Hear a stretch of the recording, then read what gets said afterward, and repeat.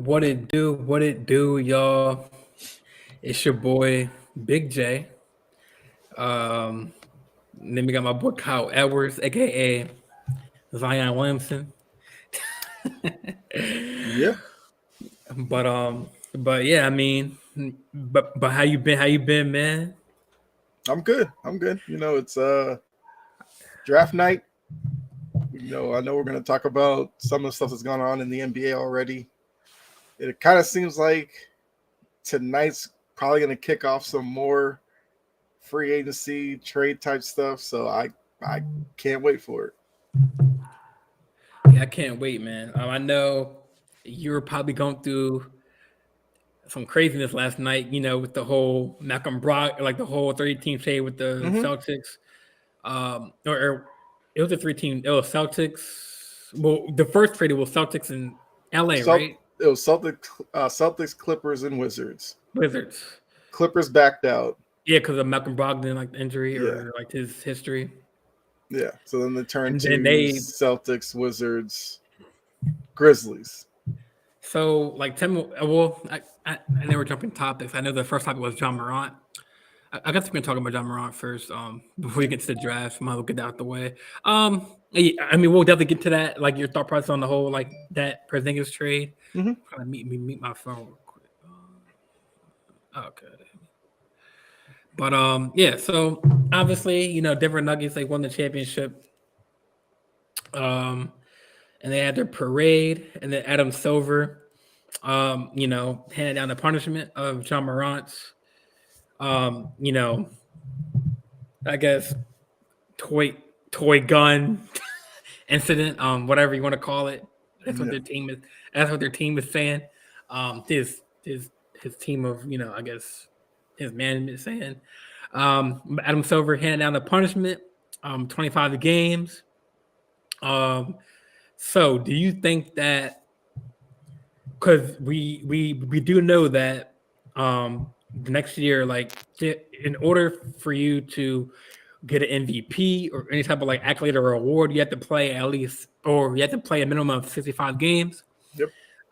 So I mean, do you think that 25 games was the right punishment, knowing that he's not going to get those accolades, or do you think that Adam Silver should have raised the bar even higher and did like a season suspension?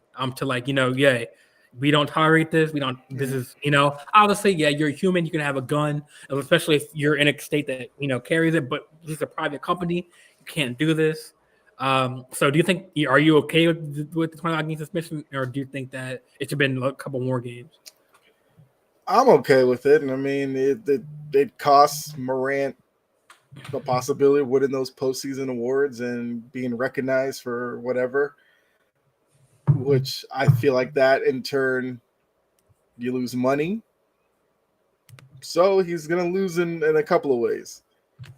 I think if they had gone with a year-long suspension, I feel like the other side would sit there and be like, he got a year suspension for what? People are already saying it with a 25-game suspension. He didn't break any laws. He didn't do this. Not like he shot somebody.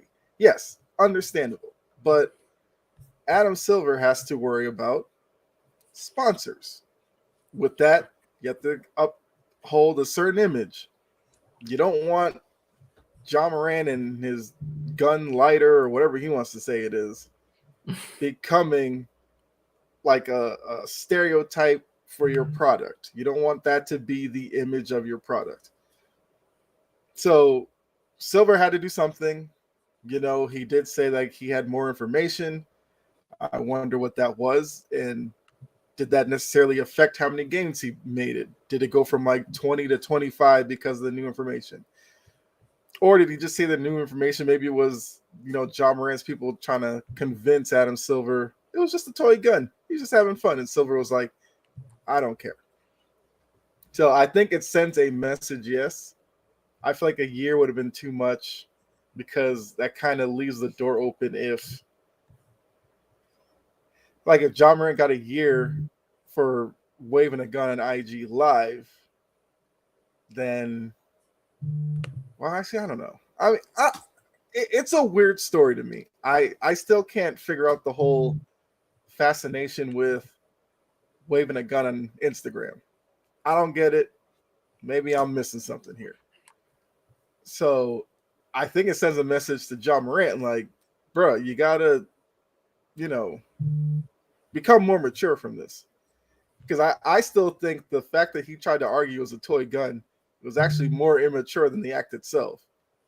Because that's something like I would have tried if I was in middle school or high school, got in trouble. But look, it's only a toy. Look, it's a lighter. It's like, no, that's not even the point of it. The point is you're supposed to be a role model, even though most people say athletes shouldn't be role models. They just are. That's just how it is. And the message that is sent, Silver had to stand up against that. So 25 is fine. I thought it was going to be 20 to 30. I felt like it had to be at least enough where he wouldn't get the 65 game threshold. It does that, I'm fine with it. Yeah, I think that what you said is straight facts. I thought that when he did it the first time he got caught and he went to New York and talked to Adam Silver the first time. I don't know what the conversation was in that room, but I thought that Ja Morant learned his lesson. But apparently he didn't. He's still with the wrong people. I wonder what that. I don't know what his name is. The guy who took the video, his friend. I'm curious to see what their relationship is now, because you're like, bro, like you're screaming at money and accolades, man. Like, but then again, it's your fault for having the gun. You know what I'm saying? Ja Morant did himself because he But didn't have it. He didn't have it at the beginning of the video. It was basically when the homeboy pulled out the phone, Morant pulled it up, and then the dude looked over and was like, "So that's on Morant. That's his decision making." Oh, we got a new viewer, I think. Next Step Fancy Football Podcast. I honestly thought that he would get more than 25. I agree with you. I really thought 25. I said 25 to 30 on the previous episode I did in that range. I thought that setting the bar for any NBA player after this will be a full season, but maybe that'll go too far. But I'm saying maybe that. Well, you also have to remember it's at least 25 because he has to hit certain conditions before he can come back. So it could be more. True. Apparently, Ja posted a statement saying that he apologized. Like I got kids watching me, so you better, obviously stay in the gym. Obviously, be prepared to come back, but you have to, hey, Ja, it's okay to get some help, man, because I don't want to talk about other people's family and dads and moms, but I don't know what his dad's telling him, if he's in his ear or, he needs to get another circle of friends, man. But need to tell him, listen to some new music. If that music's got you that hyped up that you want to pull out a gun, try something else. Like, what do you recommend, man? Like classical, some Michael Jackson? Hit up some 90s R&B or something, man. Mellow out. That's still kind of, Tupac, I guess Biggie. I said R&B. Keep it with some baby face. Keep it some moving. Usher? Hey, keep it moving, yes. Like, hey, don't get me wrong. I like NBA. He's pretty cool, man. But you don't go see me on live, brandishing the gun on live, man. So, and I get people who say that Memphis is a dangerous city. I get that, and we're all humans. We do have a right to have a gun, but to a certain extent, especially in Memphis, it's a bad area. I get that, but when you're getting paid millions and millions and millions, more than your average Joe, knowing that you work for a private company like the NBA, you should know not to, do those things. And it's kind of like I felt like Ja kind of stabbed Adam Silver in the back a little bit because apparently, I feel like Ja was like, "Oh, my bad, Adam. I didn't know what I was doing. I'm sorry. This happens again." But if it happens again, I say if it's the first strike after this, I think he's either one game suspension or one season suspension, or he's out the league, man. But I don't think he's out the league because he brings in money for the NBA. But I don't think it's about that. I just think like Ja Morant stuff is kind of like stupidity. Like you fighting with a 17-year-old kid in the basketball court, threatening him. That's just stupidity. You should be above that. Flashing a gun on IG Live, stupidity. If he crosses into the line of, I don't know, borderline criminal stuff, then you might have an issue. But even at that point, you'd figure, well, the law would probably slap him down. So I think, I mean, I don't know, because look, the Players Association is already crying about 25 games. Could you imagine if they came with a year suspension? Players Association would be, I mean, they'd probably be crying a lot more than they are now. Even though that's the Players Association, I guess they're supposed to do that to stick up for their member. But it's like, I mean, it's not the end of the world. He got 25 games. Like, accept it. But it's all on Ja Morant at this point. You know, when he comes back, I'm sure he's lost fans through this. He's lost sponsors, obviously. Well, I think Nike said they put a statement out saying, you know, we're gonna stand by you. Hopefully, you get the right help. I mean, so he have Nike in his corner, I guess. Is he with Powerade? I think it's Powerade. I think or some drink. Probably, I don't know. But yeah, I mean, it's fine if they want to stand by him, I guess, because they probably assume that. I guess they're hoping he turns back to the guy he was before all this, where, you know, he was seen as one of the next guys to be the face of the league. You know, the stuff with him and his daughter was real heartwarming and all that. Maybe they hope this is finally the step that turns him back to the likable character that he was.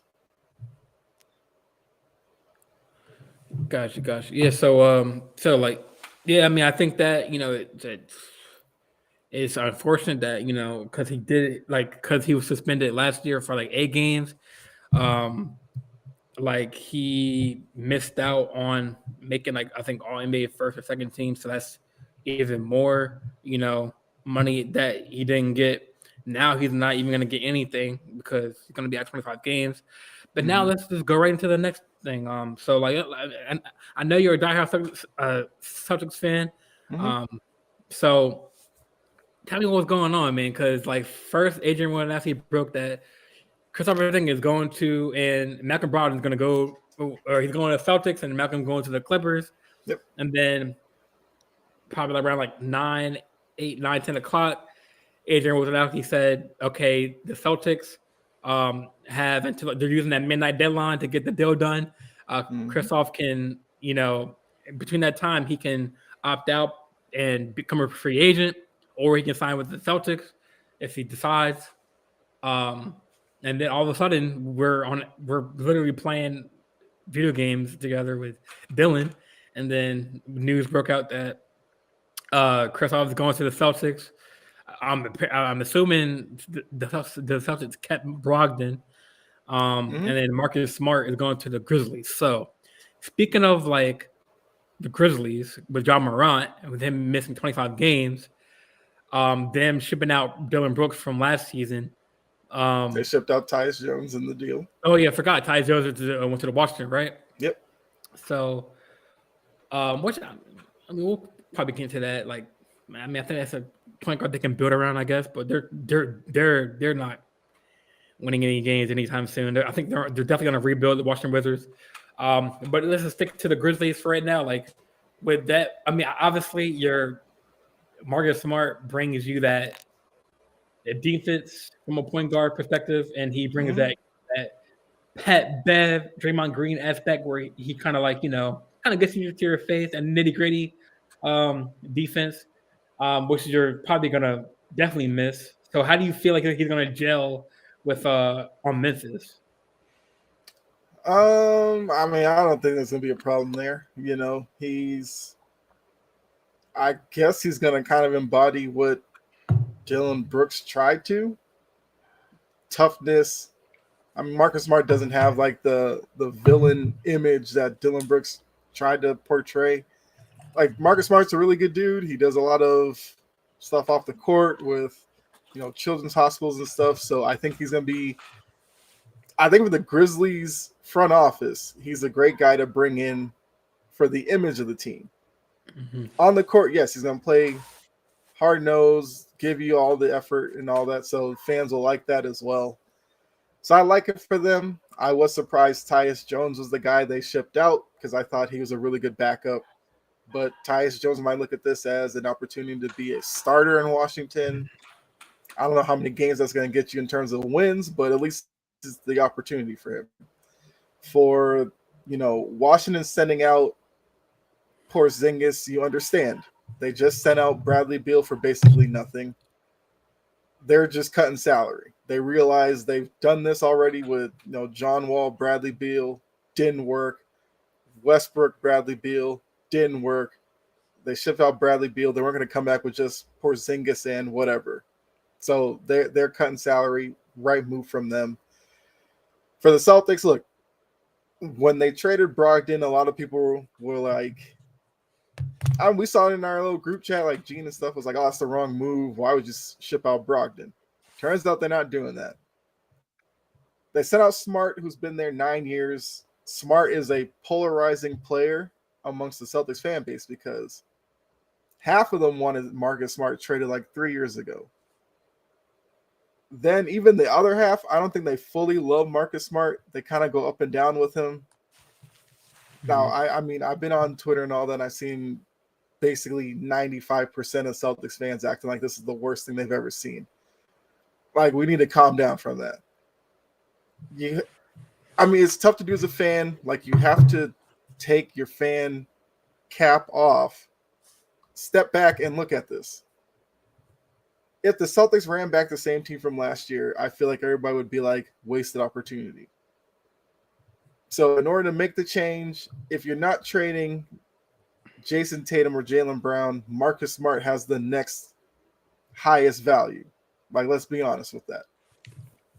So the fact that they moved him, I think it shows Brad Stevens, maybe he's in it for the long haul with this GM position, because that's a really tough decision to make. He coached Marcus Smart, loved Marcus Smart, but he realized the opportunity to get Porzingis, as a 7'3" guy who shoots 39% from three, averages almost 2 blocks a game, so he's a rim protector.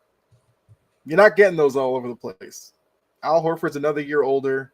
You want to go into next year limiting his minutes because you saw it in the Heat series.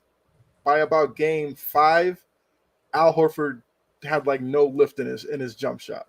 Not that he jumps that high anyway, but he still was ineffective. Robert Williams, there's injury concerns. I think this takes some of the burden off of him as well.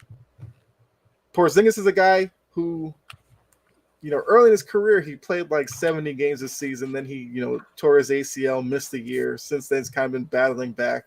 He played 65 games last year, and that's with the Wizards holding him out of games late in the year because they didn't want to win any games. They wanted to help their draft stock. So he could have very easily had a 70-game season last year. He had career highs in points. I believe career high in shooting percentage and all that. So for Brad Stevens, he's looking at it as if Porzingis can replicate what he did last year, probably 85% of it. If he goes from 24 a game to 20 a game, I feel like the Celtics would be better off with it. Because they kind of had a logjam at the backcourt position, which is why they tried to trade Brogdon at first. So now you trade Smart. I still think the Celtics will do maybe another move. I don't know what, but yeah, it's unfortunate. It's like ripping off a Band-Aid. First thing you hear about the trade, but I kind of see it. I mean, look, I think Vegas made the Celtics title favorites after the trade.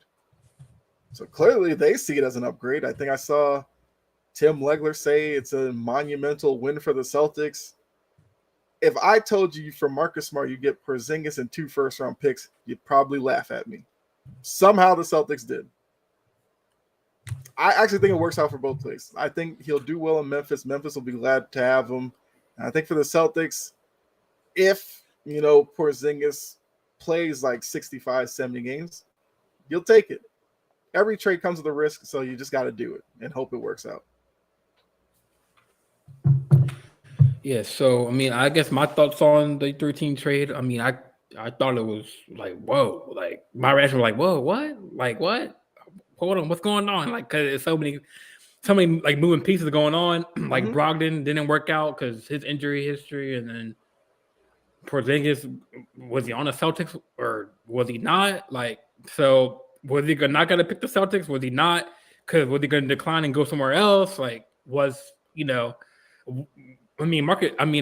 I saw on Twitter that someone reported that Marcus Smart, he didn't even know he was going to Memphis. Like, he thought he was going to be What's up, Coach? He's gonna retire forever. Well, who said? Oh, that's Coach, right? Mm-hmm. Let me see.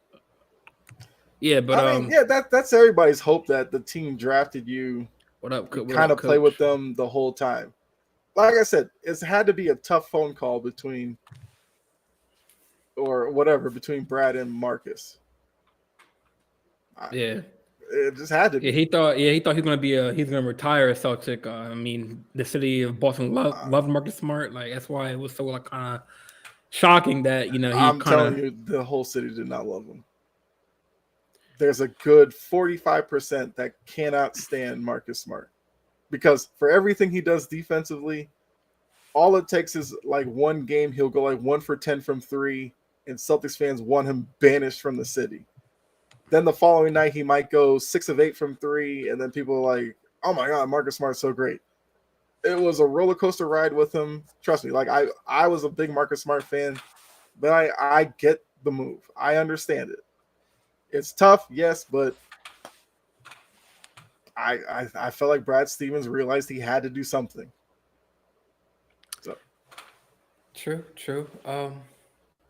So, like, do you have any like any more thoughts like on that trade, or any? How do you think that? I mean, obviously, like Kristaps has some injury history too, back prior, especially when he was on Dallas. Couldn't really say. Well, I think that was like the first year after the knee injury or something like that. Yeah. So I don't know if I would really look at that more so than I think last year is what has to give you hope. Yeah, he was a couple of years removed from it. He played, like I said, 65 games. Could have played more. Washington held him out. Yeah, I mean, if he played in the games, new, you're fine. Yeah, so I guess I do give him credit because I think if he did play in the next year's league rules, like he would have qualified for. He played like 65 games, I think, like you said. So yeah, some said he would have made All NBA if it wasn't for Sabonis. I think he was like the next guy. Yeah, and I feel like he does give you that. I mean, you can play him at the 4 or the 5. I mean, probably maybe since Robert Williams is not really a big man shooter. I think Robert Williams will be Porzingis' backup. I can see Porzingis at the 5. Oh, so at the 4. So you see Kristaps starting over Williams. I think Porzingis starts next year. Yeah, I think you go him at the 5, Horford 4. So who do you think gets bumped out? So Horford's going to be at the 4. Yep, Tatum at the 3, Jaylen Brown at the 2, Derek White starts as your point guard. I think Brogdon's your backup guard. Robert Williams will come in for probably Horford, and then you move Porzingis to the 4. Hauser will be in the mix, backing up like Tatum at the 3. I mean, Brown, I guess Pritchard will factor into that if he's still on the team. Some people think he might get moved. So I think they could work some matchups here. I mean, against certain teams, you might see Rob and Horford start. You could see Rob and Porzingis start together. Like, I mean, it'll just depend on what the teams that they play. True. Yeah, I mean, I feel like if it all works out, like Kristaps can, bring in that, that money to like that stretch 4 or 5 in this where he can stretch out the floor. He basically takes the Gallinari role that Gallinari never got to fill because he got hurt last year. Right. I mean, I'll say a hot take right now. I mean, I think that Kristaps is a better shooter than Al Horford. I mean, I think that. I mean, because I would agree with that. Oh, you'd agree with that? Well, yeah, that's Porzingis has more range to him. He does. I'm not saying Al Horford is bad, but from what I've seen in the playoffs, he was just bricking. Well, at that point, he was used too much at that point. That's why the Celtics have to really monitor his minutes so that he can be fresher in the playoffs. I mean, Horford had a really good shooting year last year. He did. In the regular season. He shot like 42% from three, which I did not see coming, but maybe now that extends a little bit further out into the season because he doesn't have to play 25 minutes. You can play Al Horford 15 minutes a night, still get effective Al Horford. You know, hopefully Robert Williams takes a step next year. I'd like to see him with a low post move. I don't care if it's a hook shot or something. Have a move that he can rely on. Or a little face up, you know, free throw line jumper like Bam does. Put that in your game. I don't care. Just something. Yeah. Yeah, I mean, I think that at first I didn't like the move for Kristaps, but now I kind of get the reason why. And Brad, I mean, obviously I think he knows what he's doing, and like you said in the group chat, I think yesterday that Celtics they're probably not done making moves. Like they're probably gonna make even more moves. Maybe I don't know what pieces they have still like to trade out, or they can sign and trade Grant Williams. They could trade Pritchard. They could move. I think those are the two guys you'll probably be looking at. Because technically they could just let Grant Williams walk, but if there's the opportunity there, maybe a sign and trade. I don't know what Brad might be targeting. Maybe another wing guy. I mean, they did get the 2 first-round picks, so at the 25th pick, maybe they draft a young guy. I've seen some lists where, what's his name? Keegan Murray's brother might be in that range. If you drafted him, I wouldn't be mad. I know you wouldn't be mad. I know you wouldn't. No, he's nice. He's nice. But yeah, I mean, I think that we'll see. It all remains to be seen, like what pieces they bring in and how are they gonna not restructure, but are they gonna sign Brown? I mean, obviously, I think they will. That's a big. That was a report like 2 weeks ago that the Celtics have no interest in trading him, and I think this kind of shows that they're gonna connect Tatum and Brown together. Because Smart was on the books for another, I think, 3 years. So you free that up. Porzingis is only signed next year, but because of the bird rights, they could extend him out another couple of years. So they'll probably look at this and test them out with the two of them. If it works out, maybe around the trade deadline, we might hear something about an extension for Porzingis. But hey, you got to take risks. And for Brad Stevens, if he's walking around the city of Boston right now, he might be the ballsiest dude in the city. Because a lot of people thought in order to trade Marcus Smart, like you had to be willing to take that risk on. I mean, Danny Ainge never did it, and Danny Ainge loves to trade more than anybody. Brad Stevens didn't have a problem with it once the Brogdon deal didn't go through. Which, if you're looking at it for the Clippers side, now the Clippers are entertaining moving Paul George. Like, if they had taken the first deal and had Brogdon there as a backup plan, maybe they'd be in a better situation. But I mean, I don't know. Maybe it's this whole domino that's going to happen now. Yeah, it's definitely remains to be seen. So as you're talking, I'm pulling up the Bleacher Report. But I will get to the next topic. From this year's NBA draft. I'm going to pull up the Bleacher Report's final mock drafts. Let's see. Let me pull that up for y'all. And if y'all still on the stream, thanks for stopping by. Definitely hop in the comments. Definitely hit that on YouTube. Hit that post notification and definitely give me a follow. Subscribe to the channel. Even on Twitch, I'm on Twitch too right now. So, but yeah, while I'm pulling that up, I'm gonna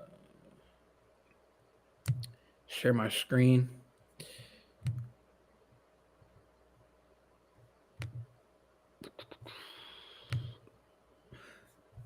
Then after that, we can go to that the fan spell. Get some trades in because I love that. I like as more as I use that app, I love that app or that website. Yeah. Fanspo.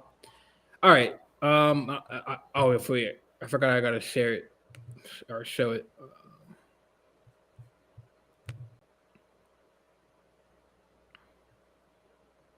All right. All right. So as Bleacher Report projects it, the NBA draft is scheduled to start, I think, at 8 or 8:15 tonight. Round one. I mean, obviously, you have the top players: Wembanyama, Mm-hmm. Scooter, Brandon Miller. I hope the Spurs don't So waste yeah, so time with let's that do pick it. either. Like, So we all know who they're taking. Like, as soon as they say the draft is open, announce the pick. Don't wait 5 minutes for it. Like, let's get it going. yeah, so round one. I mean, obviously they have Victor Wembanyama to the San Antonio Spurs. Um, Power forward center. He played for the Metropolitan 92s. He's young at 19. He stands at 7'5".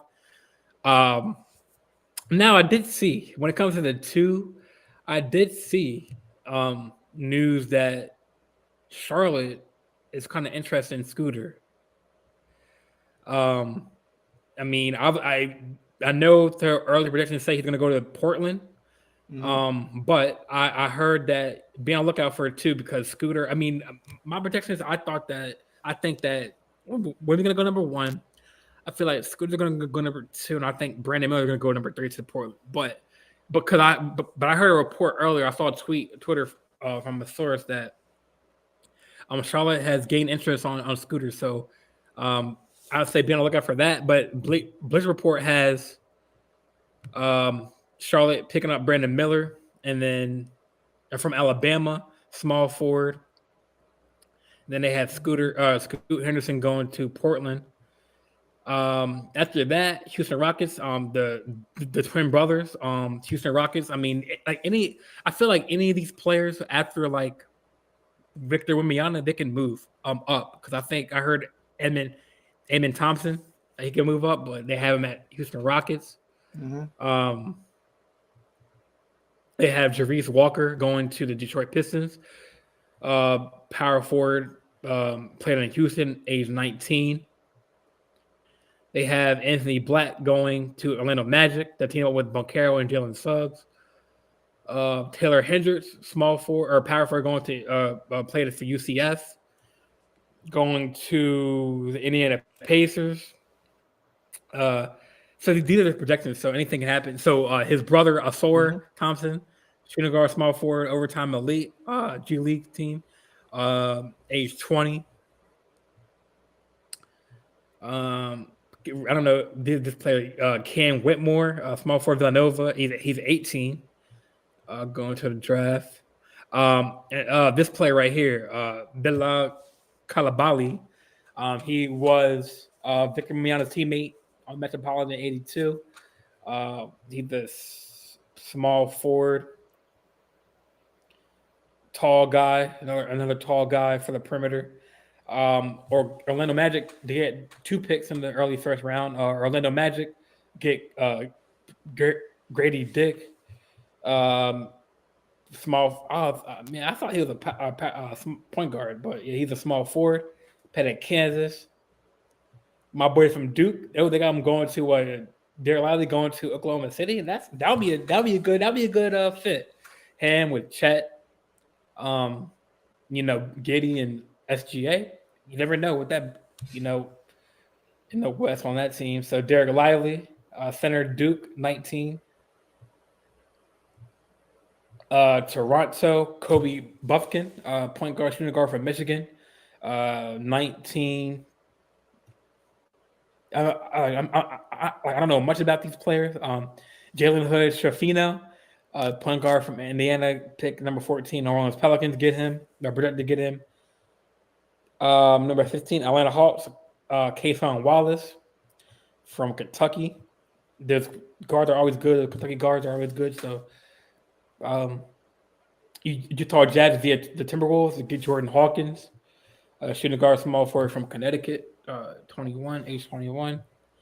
Our pick at 17, Keontae George, shooting guard, Baylor. I mean, that's a good pickup. I think that they can go either Derek Whitehead. They can go either this route, get a shooting guard, or I heard they're planning on trading that pick to get. I think they did trade it. We did trade a pick. I think Adrian Wojnarowski said that we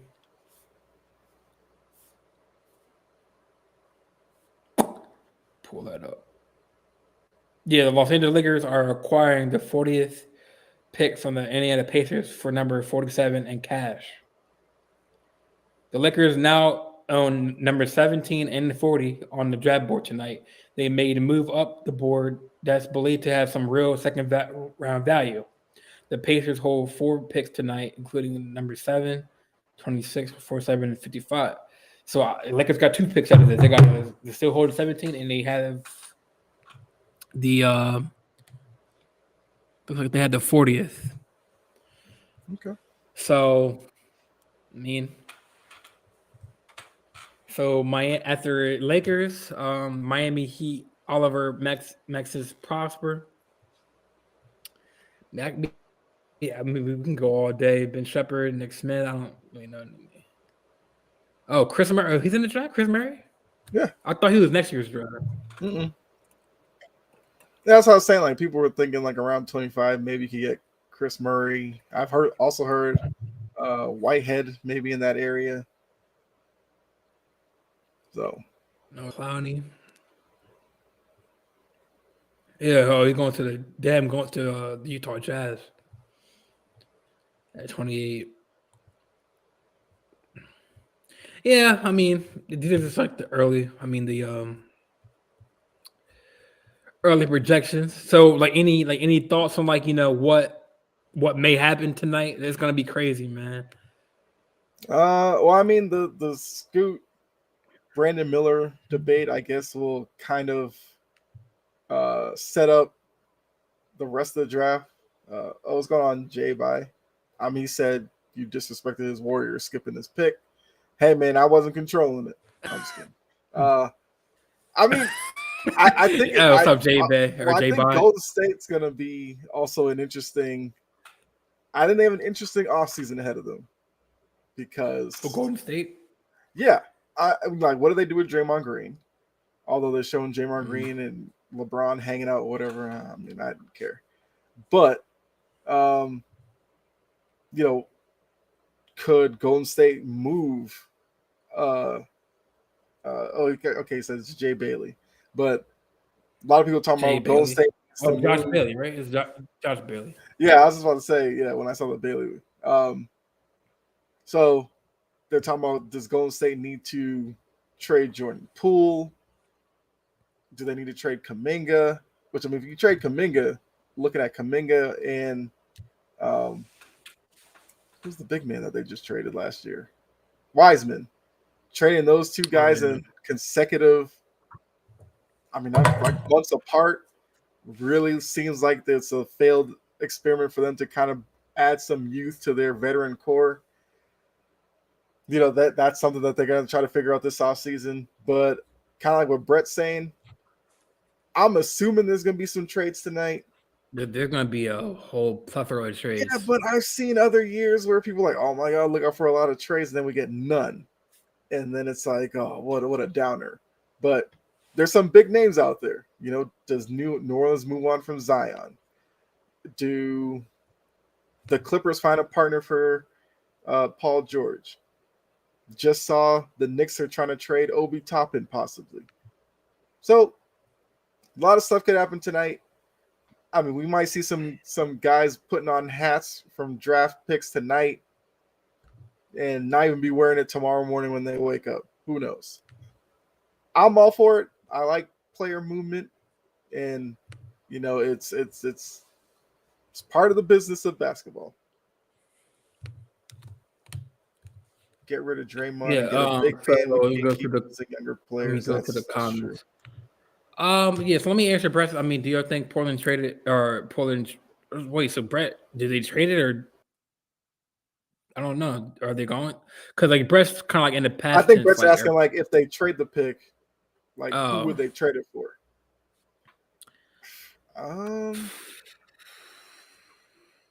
mean, if you're trading a number 3 pick, you gotta get a big name.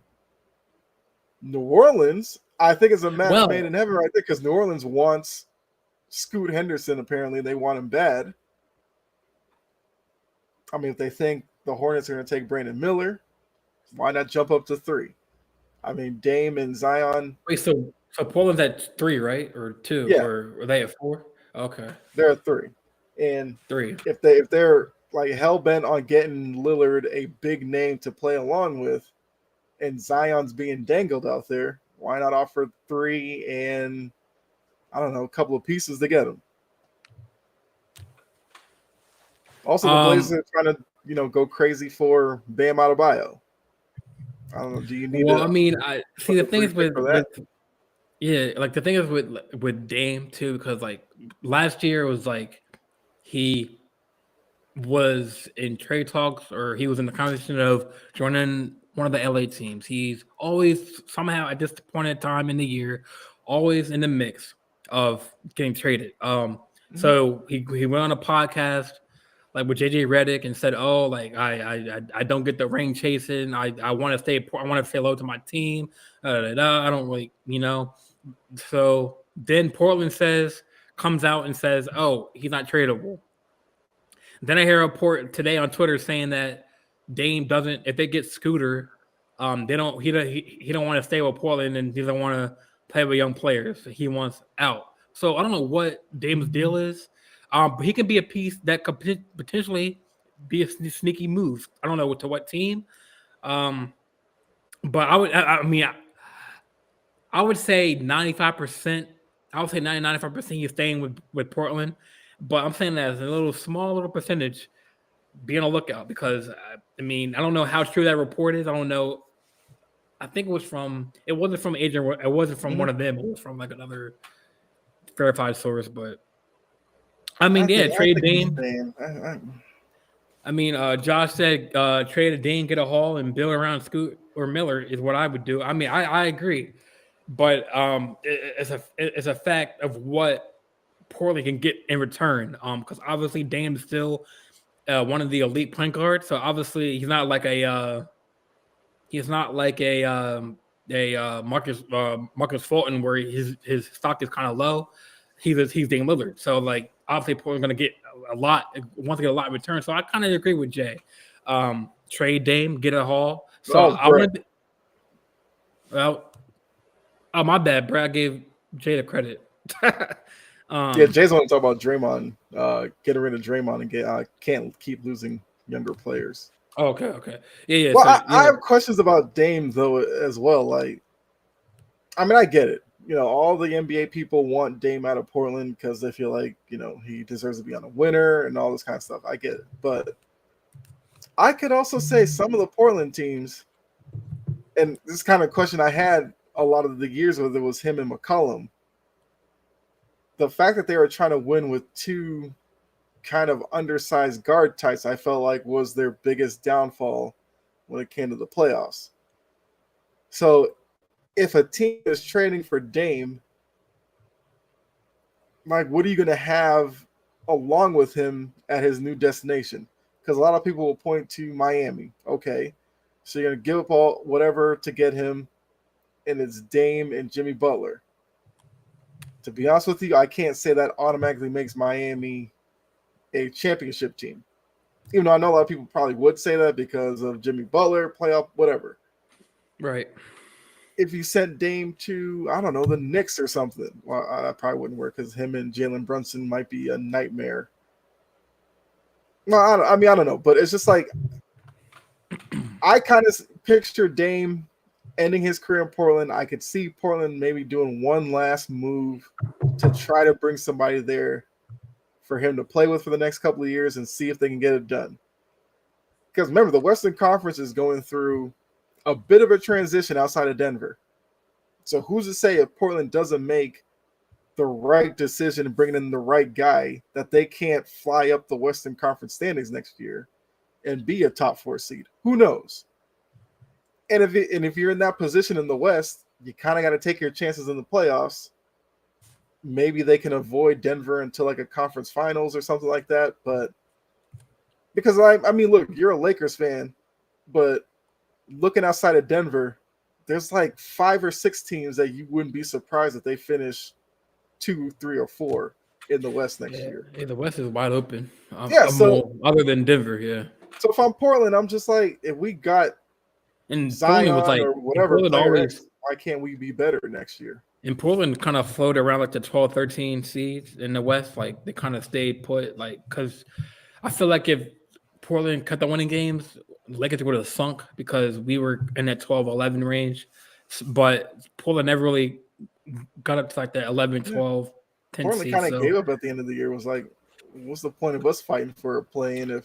yeah, and I mean, I think, and people think they about people forget about Grant too. They have him too. So I mean, maybe Dame. He's maybe a free agent, and he's a free apparently agent. Wow. he's looking for like crazy money. I don't know if Portland's going to really meet those demands.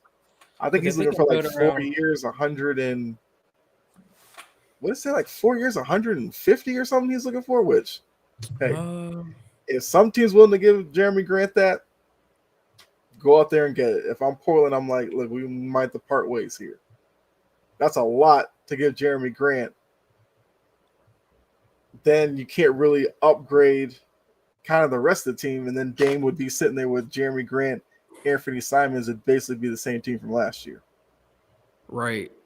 Plus the number 3 pick, I guess.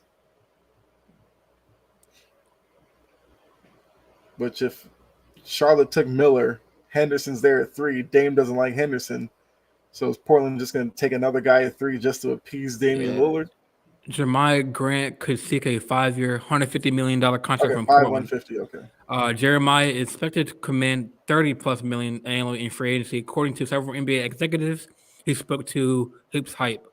Multiple teams with cap space are expected to have interest in Grant, including the Detroit Pistons, most notably, and could make a run at Grant, one of the top free agents on the market.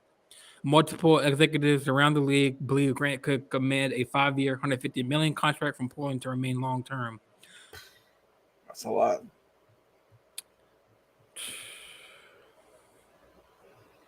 So, I mean, I still think that Denver. I mean, sorry, I still think that Dame stays in Portland, but he might be a moving piece.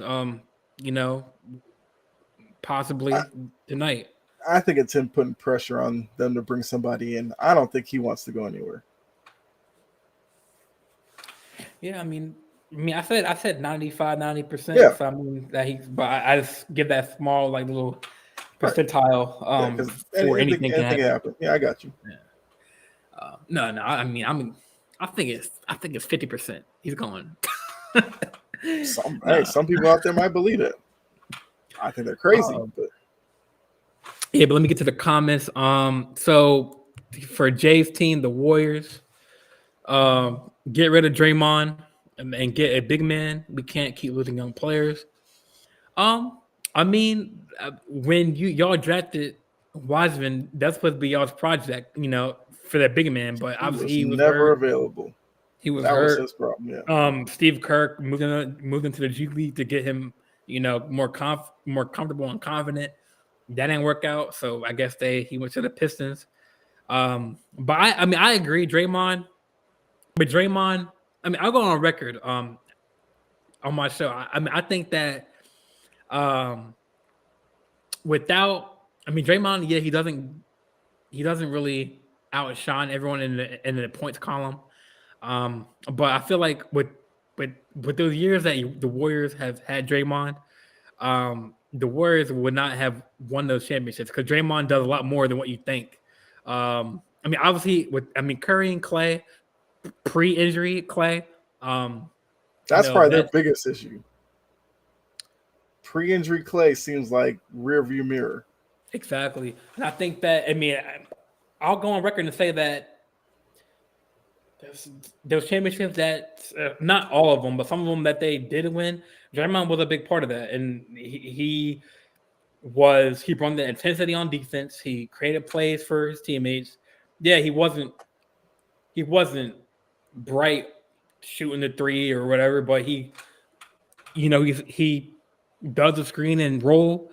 he does the screen shuffle pass to Curry, that famous play in the corner to set up Curry's corner shot. But I feel like if Draymond were to leave the Warriors, I feel like they'll be good. They've got to find a player who can. I mean, obviously they're going to miss that hole of Draymond, bringing in intensity and getting the crowd and his team like riled up. But as long as they get like a feasible or a more valued player to fill Draymond Green's roles and maybe, kind of help Looney out, because Looney can't do nothing but get rebounds and blocks.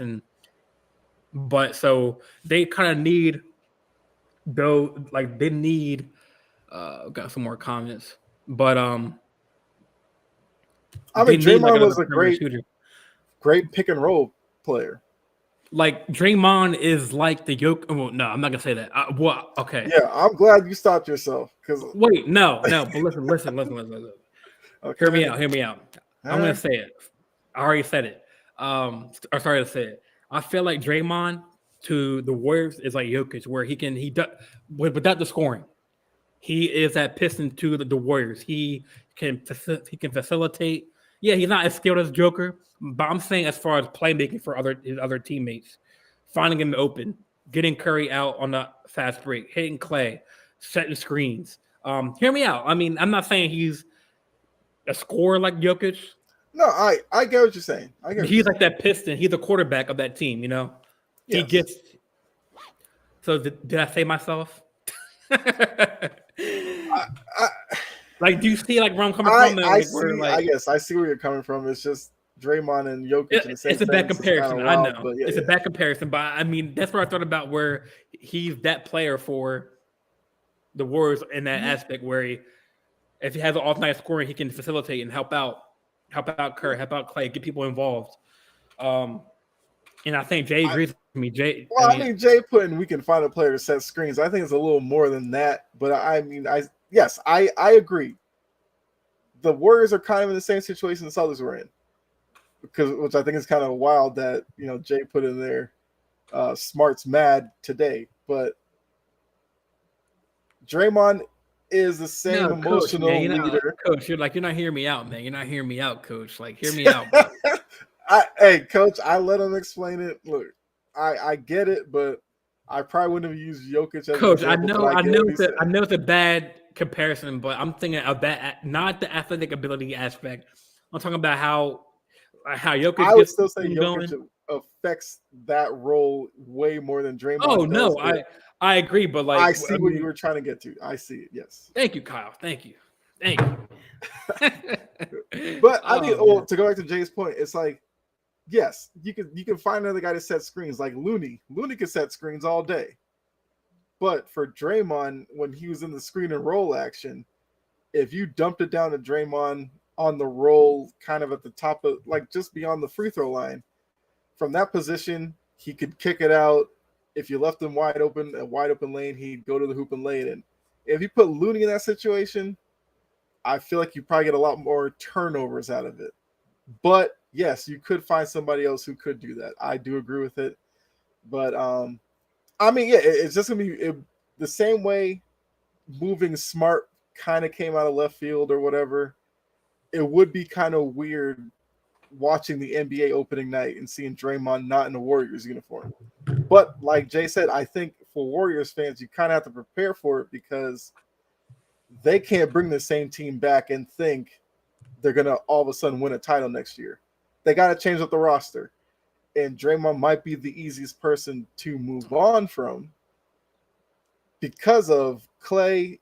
The thought would be if you move Clay, what if he turns into pre-injury Clay? Then you look really stupid. If you move on from Jordan Poole, Poole's kind of the insurance if Klay Thompson just never gets right. And Poole is just the guy who you coming off the bench, score. That's all you really have to do. Draymond is more of, he's just our emotional leader. He does the little things. You can find that. May not be 100% of Draymond's production, but could you find a guy who's 80% of Draymond, but it still makes your offense run efficiently? Why not?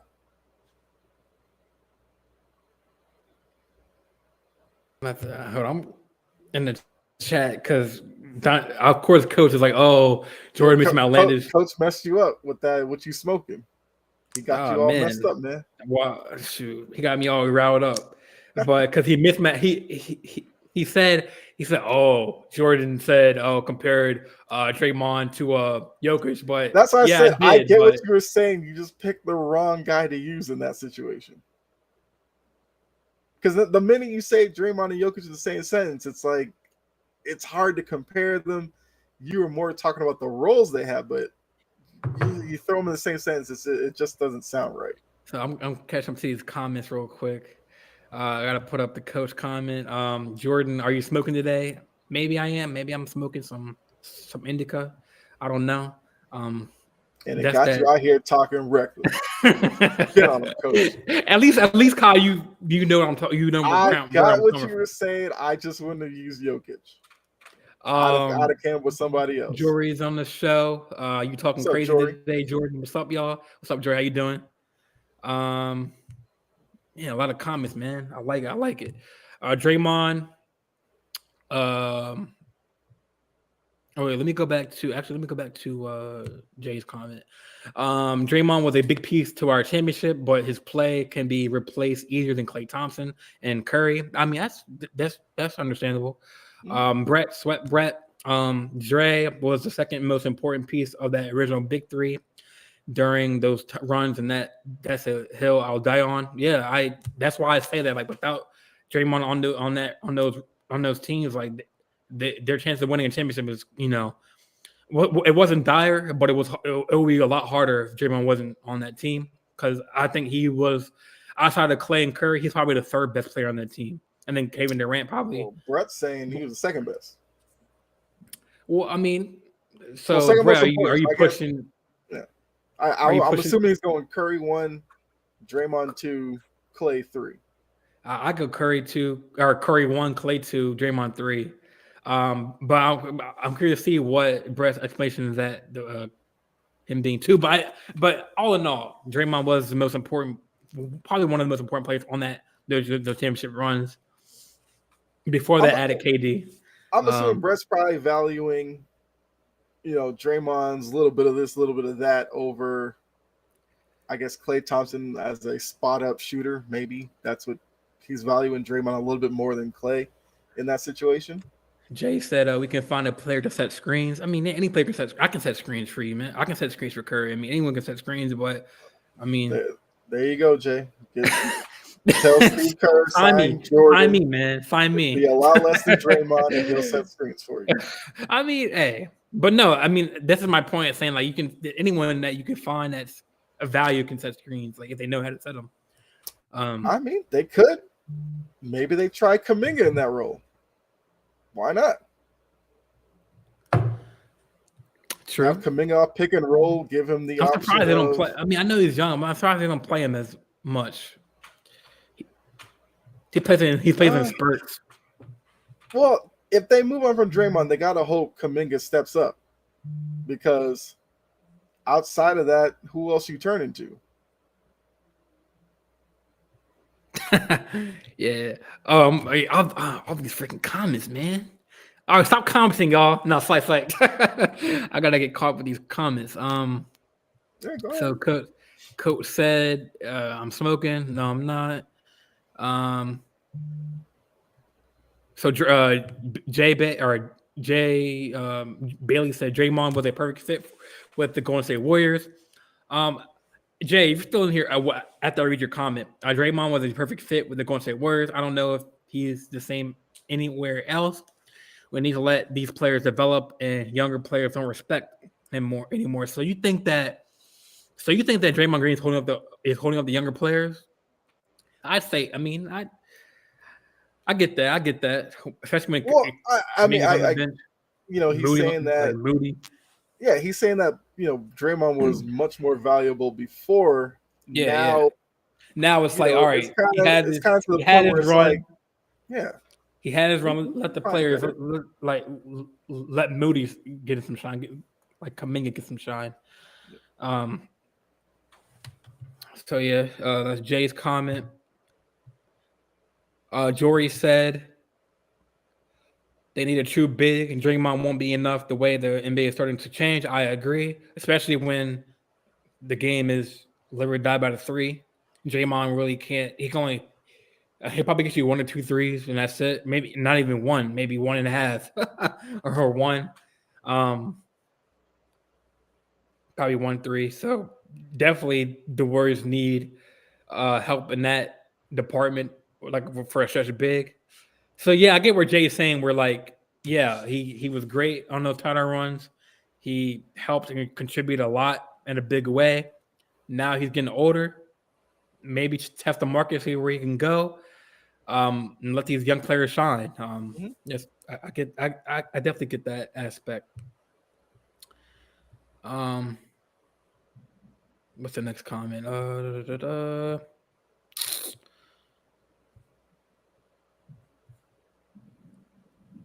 I got so many comments to get to, man. Holy crap. What's the next one? Okay. After Jory, Jay said Talk about Kuminga. Kuminga might be that guy. We need to find out. Clay won't ever be the same defensively, we might lose some on the defensive end or side, losing Dre, but gain on offensive side. Yeah, I get that. That's a good point. That's a really good point.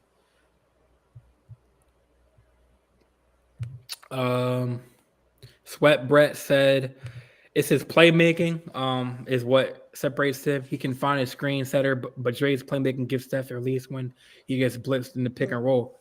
Which is what I was kind of saying about Draymond's role in the pick and roll. It's like, yeah, the screen setting is the one part, but rolling off of that and having the smarts to get into the right position, getting the pass, finding the open guy, that's where maybe Kuminga takes a step back in that, at least early in the season, but maybe he grows into that role. Yeah. Draymond and Joker in the same sentence is wild, but obviously you get, I mean, if you heard me, I said, I kind of like clarified. He heard you. He still thinks it's wild. Hey, man. Coach Dante said, hey, Jordan, I'm just trying to start some shit today. Just happy the NBA draft is here. That's all. Yeah, I feel that, man. I'm definitely excited. Jay Bay said he was a triple single without the others. Well, yeah. I mean, yeah, you take away Steph and Clay, Draymond looks real ineffective. Jory laughed. I guess he's laughing at me, I guess. I love what Dre has done, but it's better to get rid of a player a year earlier than a year too late. I definitely get with that. Belichick mentality. So yeah. Jay said, Kyle, we know Draymond was nowhere to be found in that finals with the Celtics. Yeah, he was more known for his antics with the refs that the refs let him get away with. That was kind of his that's kind of what he did. Well, he did set some mean screens for Steph Curry to get some open threes. I'll give him that. But yeah, he didn't do that much. Which I don't know if I should be upset by that the Celtics lost that series, but Curry was just crazy in that series. Yeah, Curry was he was going nuts in that series. Back with Brett's comment.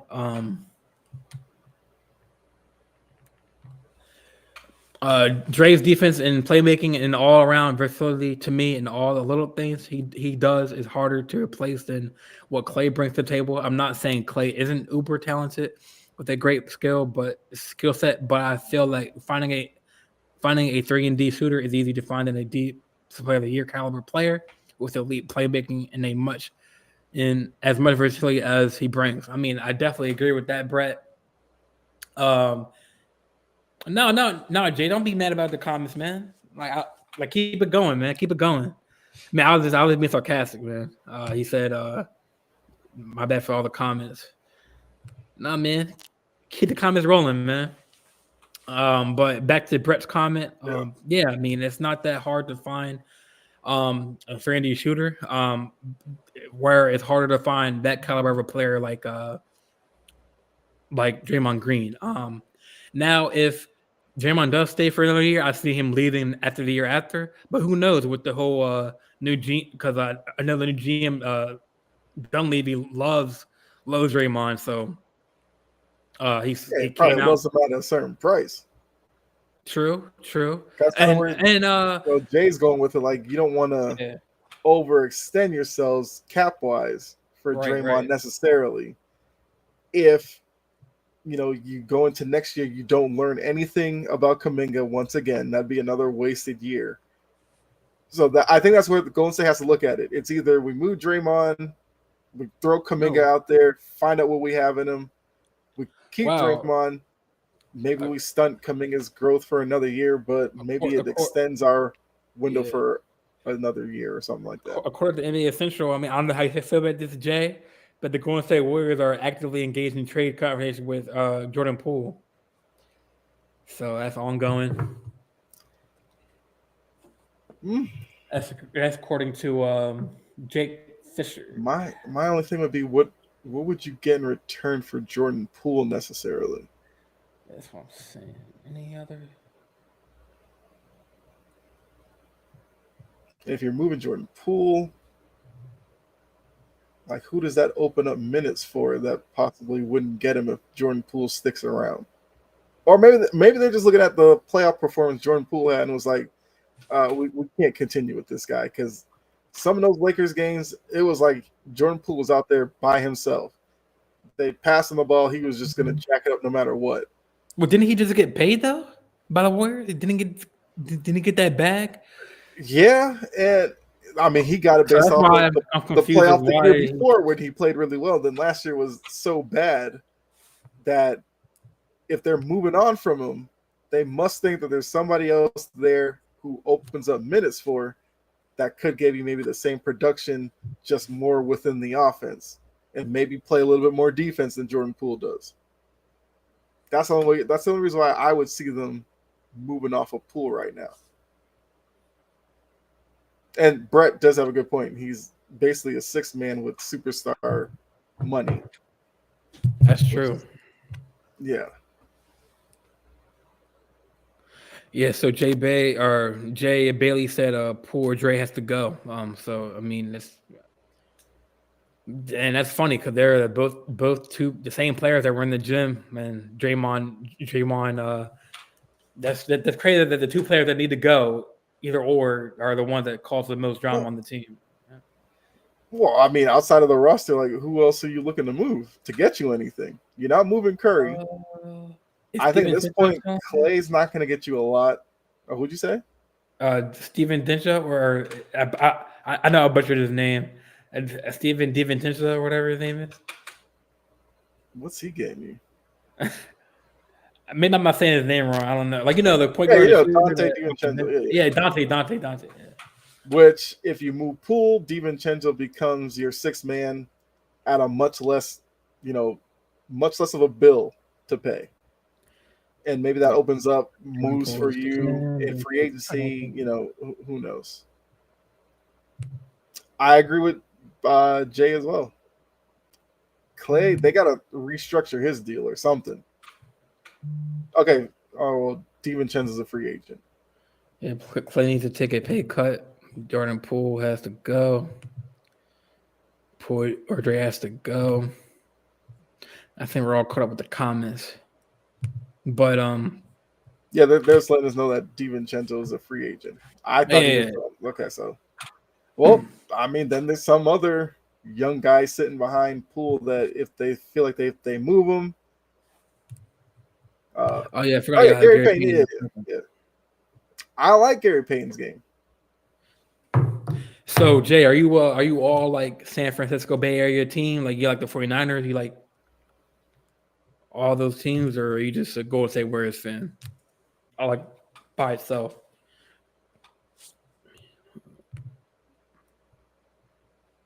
Oh, you got Moody. Yeah.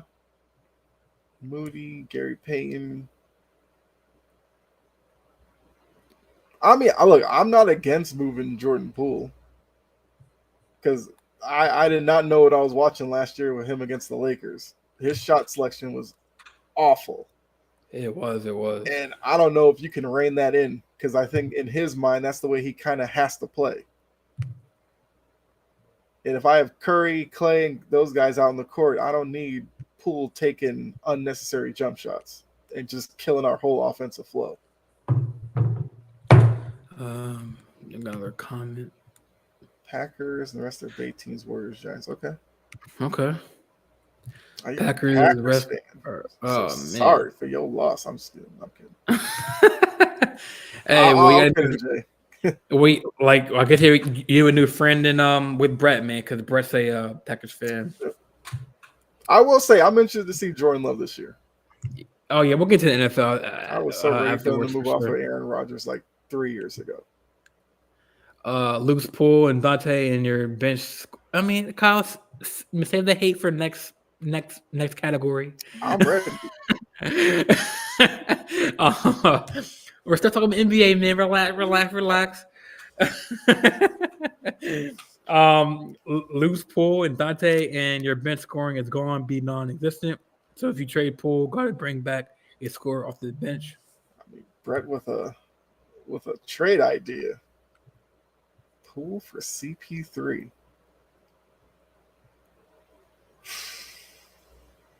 Yikes. Huh? Wait, is he saying that's like a deal actually being made? And it just dropped. Brett. Oh, hold on. Wow. Yeah, damn. Wait, so he's going to the Warriors? Get the hell out of here, bro. The Washington Wizards are crying in their pillows tonight, and I'm loving it. To be honest, I don't want Chris Paul. I don't see the need, but if he ended up there, you know why he's there. LeBron told him to get him, and they got him. That is wild. I'm telling you. Didn't I say at the beginning of the show, we're going to see some bombshell? I mean, it's not really a bomb because Chris Paul kind of like that. Name-wise, it's a bombshell. On the it is, yeah. It's, okay. But is it going to be off the bench, though? Is it going to be a 6-6 man? Because Curry, he's not going to replace Curry. No. At this point, Chris Paul needs to come off the bench. Yeah, he's not starting in Golden State. That'd be crazy. That is wild, bro. Now, I will say for Golden State, I don't hate the move. I don't hate it. Now just get Chris Paul a bench unit to work with. You could do worse with a backup point guard than Chris Paul. All right, Golden State making some moves. All right, Jay Bailey. Well, I guess since, Jay, you're the Warriors fan, what do you feel about Chris Paul on Golden State then? I just realized we talked about the Warriors this whole time. I never brought up Wiggins. You got to say, Wiggins too. I forgot about Wiggins. Yeah. But you got to say, Brett just put in there, CP3, Curry, Clay, Wiggins, and Looney's probably your closing lineup.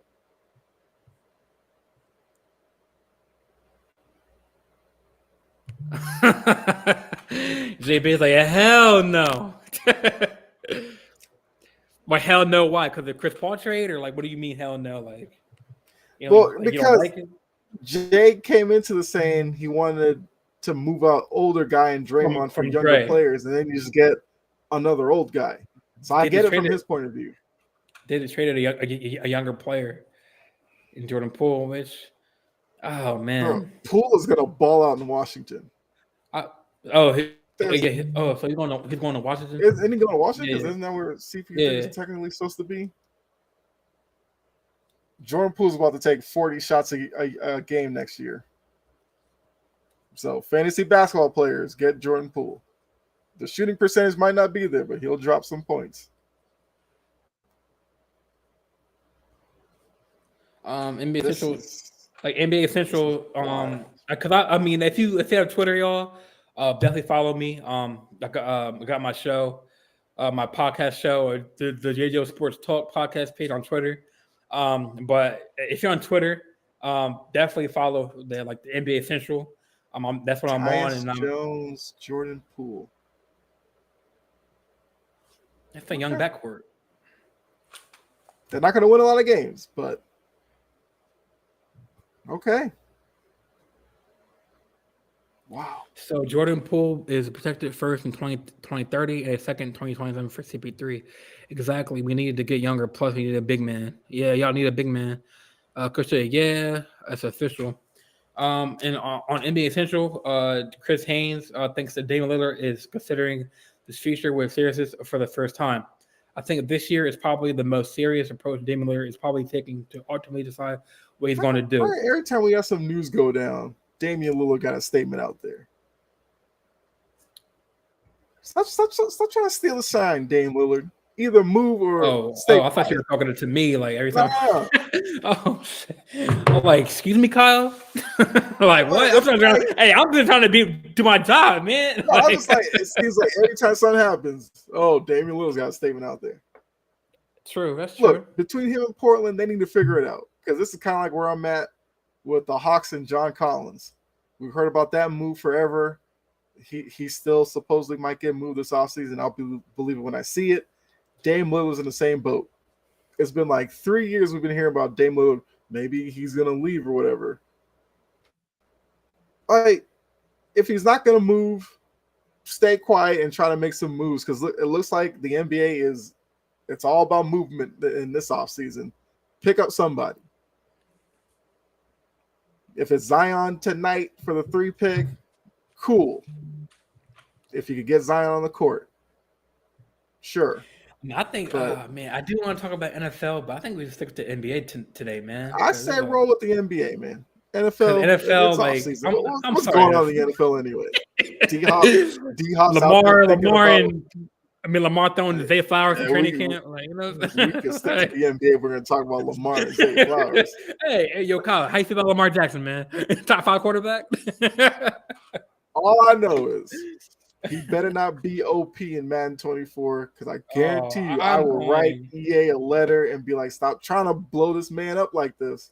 I wonder what his ability is going to be. Cause I know last year was scrambling. What else is his ability? Not throwing outside the numbers. Oh, joke. Oh man. I had to do gonna be like Brett put, gonna be with for 30 games.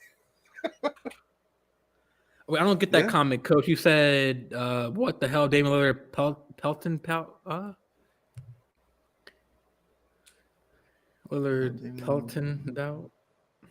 I think I'm assuming you want to say what's he talking about this time? I must have autocorrected. Man, Jay, Kyle ain't kind of nothing, man. I try to bring some comic relief when I can. No, I mean, look. I think since it's draft night, we just stick with NBA because it's I had a couple. With that move going down, there's no reason to kind of move off NBA right now.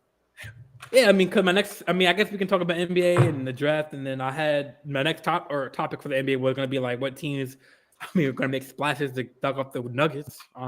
So does CP3 change that with the Warriors? No. I would need to see more. Yeah, I agree. But that's a good combo. Chris Paul and Curry as a coach, like that's crazy to like think about. Yeah, obviously, he's going to come off the bench, but there's some games that maybe not. I would say Kerr might start Chris maybe 1 or 2 games or whatever, but he's probably going to be a six-man player off the bench. Yeah. It's all going to be about the closing lineup because, like Brett said, there's probably a good chance they're going to close games with. Oh, yo, coach, you can come. Yo, coach, you can come on, man. I can send you the link.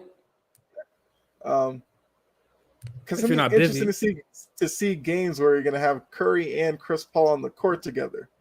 Like offensively, send me your email in the comments or whatever. Like offensively, cool, but defensively, what is that going to look like with those two? My bad, but I will add you to the stream, brother. But don't make me pissed. Don't get me pissed. Wait, who, coach? Keep calling me out and everything. No, I'm playing, man. I think I can put can I put the link in the if I say add guest copy link. Yeah, because Dante, he knows about all the draft players and more than me, so she can help us out.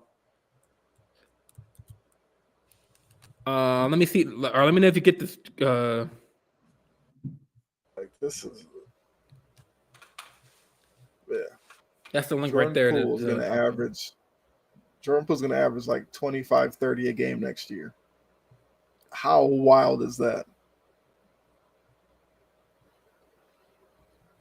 Yeah, that's but like I said yesterday, man. I say if you have Twitter, follow NBA Central, follow Shams, follow Wojnarowski, and I hate to advertise people on my show like the big name people, but definitely put the post notifications on them because my phone's blowing up on Twitter with updates. So definitely keep your phones on tap on Twitter because I mean we are 4 hours away from the draft, or maybe like 4.5 hours away from the draft. Mm-hmm. Oh, it didn't work. I'm gonna have to message you on Instagram. Man. Let's see. I mean, it kind of seems like you put the link on Twitch and Coach is on YouTube. Oh, I don't know how to switch that. Cause yeah, every time I do comment, it's Twitter or it's Twitch. I mean, let me just send them.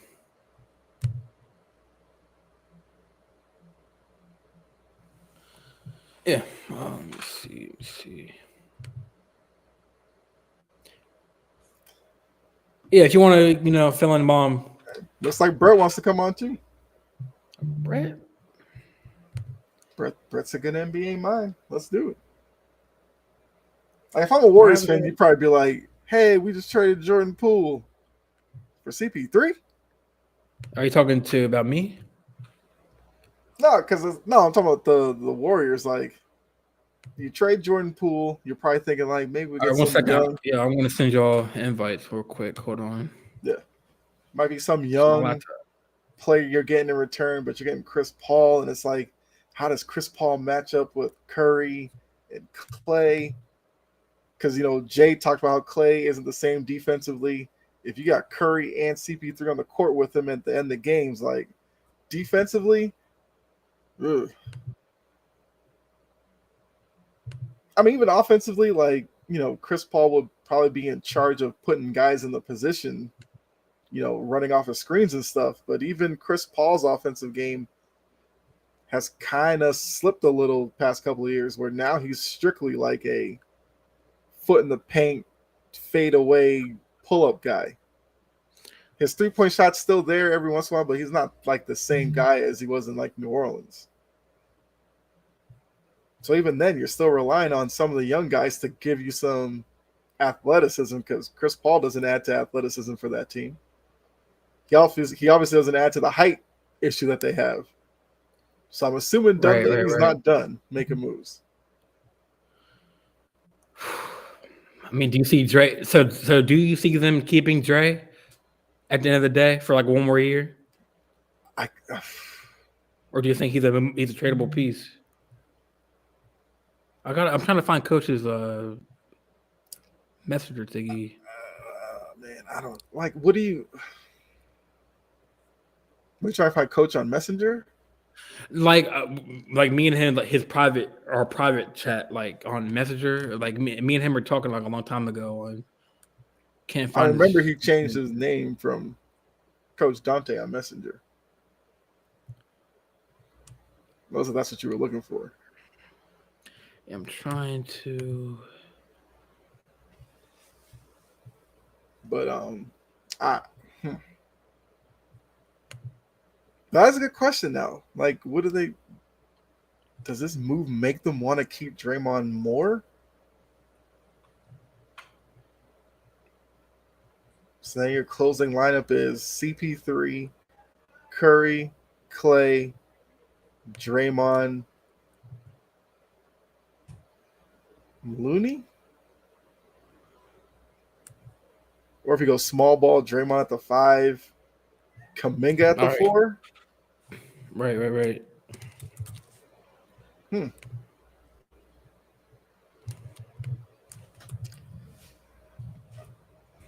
I sent All it right. to sent it to coach. All right, NBA. I see what you're doing. NBA is like, we're not going to let the NFL take over just yet.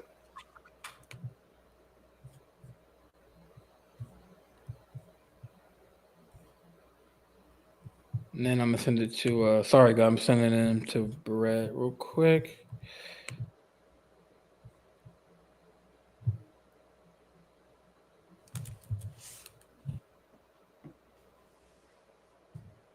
Yo, coach, let me know when you get that, man. I sent that to you, and I sent it to Brett too. I mean, those huddles with Steve Kerr are going to be interesting. CP3, Curry, Draymond possibly in the same huddle.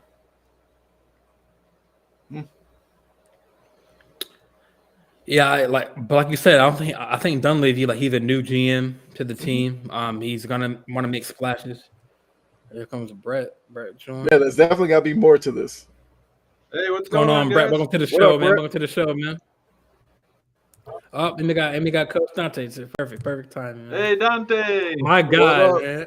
What's good, y'all? How y'all doing, man? Now Coach can help me out because, like, with the draft, like, I don't know Yeah. any players after, like, Wembanyama, and Yep. you know everyone. So thank you for joining, man. Yeah, anytime, man. Thank y'all so much. Shout out to Brett, Kyle, man. Awesome to work with y'all, man. I'm excited. Fun time of the year, man. NBA. Oh, I love it. I Fun can't time wait, of the year, man. Can't wait. It's some more heads gonna be rolling too. Some more trades that we're gonna be surprised about. So this is a good time for the NBA. I mean, I'm pretty sure I don't have to remind you, but be on Twitter, man. Get those put the notifications going on Adrian Wojnarowski and Shams. Yep. And you on that, man? You on that? Hey, I got How you doing? I got the sources, man. I got a few sources, Hey, especially. So it's good that throughout the show you're gonna be updating us, right? Yeah. During the shot, I got All right. I got y'all. Cool.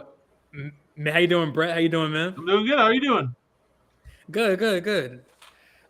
Yeah, man. So I mean, we were gonna go to the NFL, but mom will say that we'll stay with the NBA. Because it's pre-draft day, pre-draft night. I know before we talked about Wembanyama going to the Spurs. But I don't know, Coach. I mean, I heard that.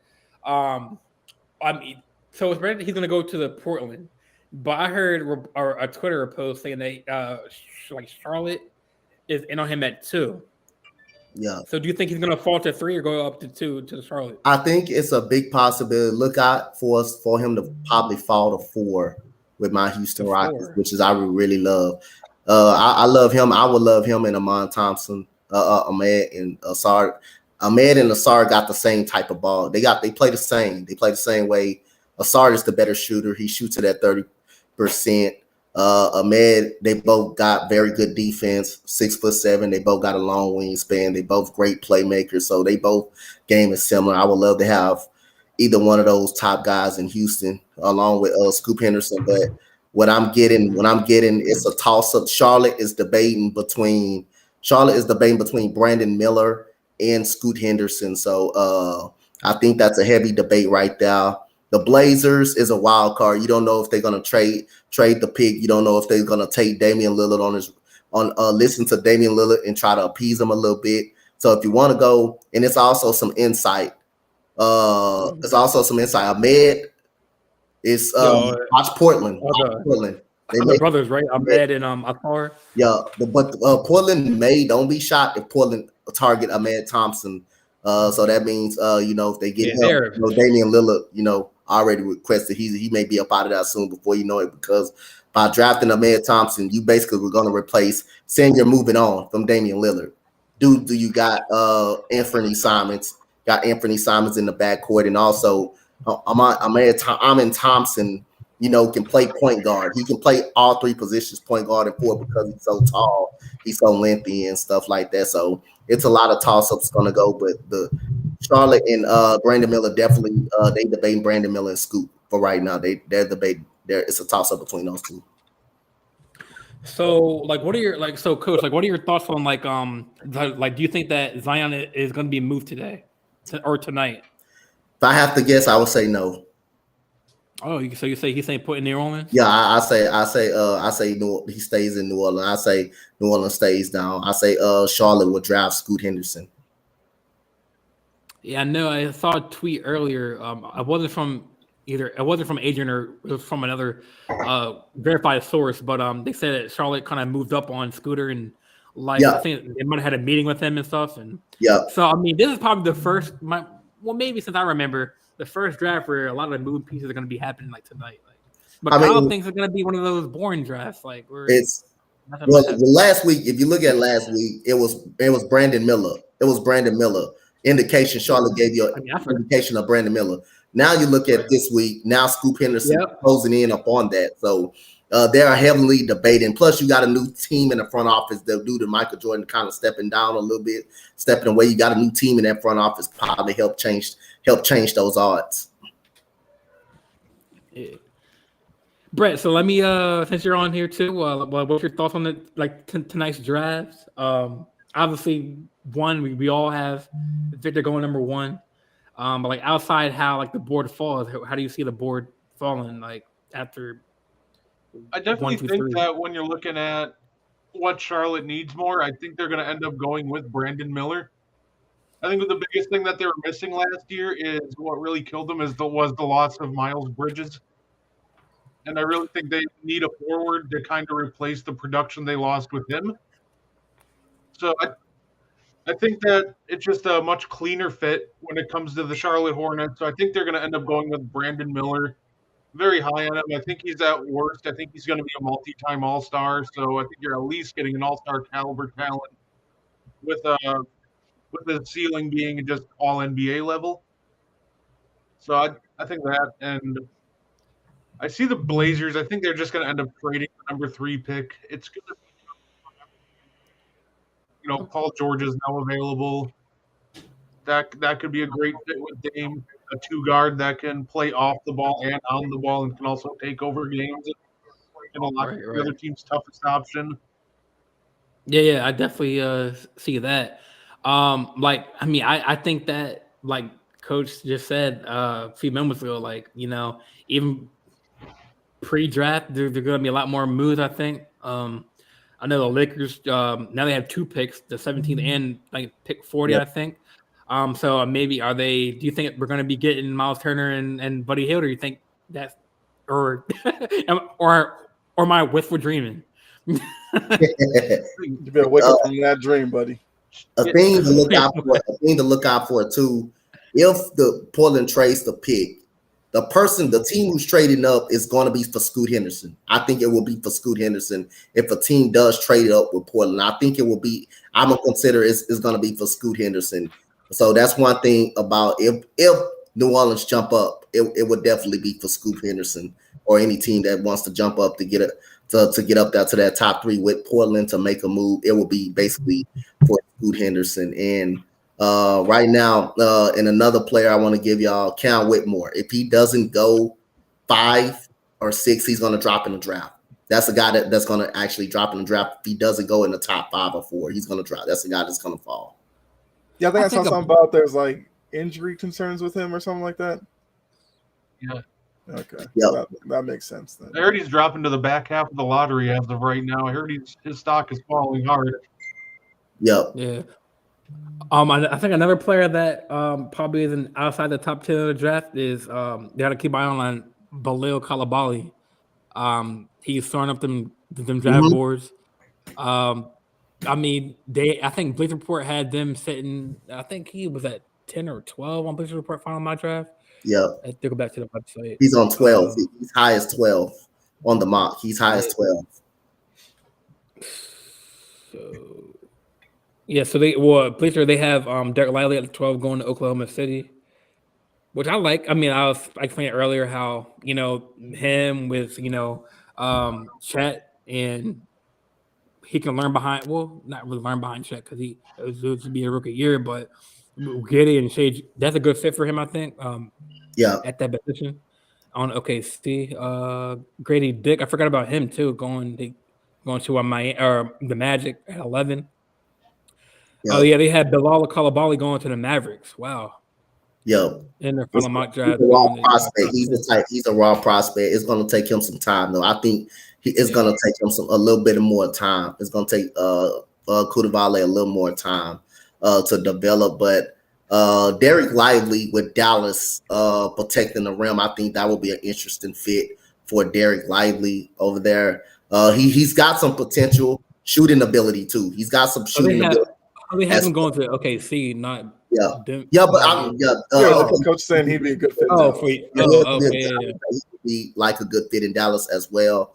Another guy to look out for, Taylor Hendricks. Taylor Hendricks from UCF. I think he's gonna be a top 10 pick tonight. The guy can shoot. He's 6'9", space the floor out. This guy's a legit rim protector, shot blocker. This guy's gonna have a nice future in the NBA. I think Taylor Hendricks is a great fit in Dallas. Yeah. I'm curious to see what the Lakers do at 17. If they're going to give away that pick and get a superstar. They're getting Miles Turner and Buddy Hield with it. Because I want to ask both Brett and Coach this. Like, on Best Report, they have Keontae George going to the Lakers from Baylor.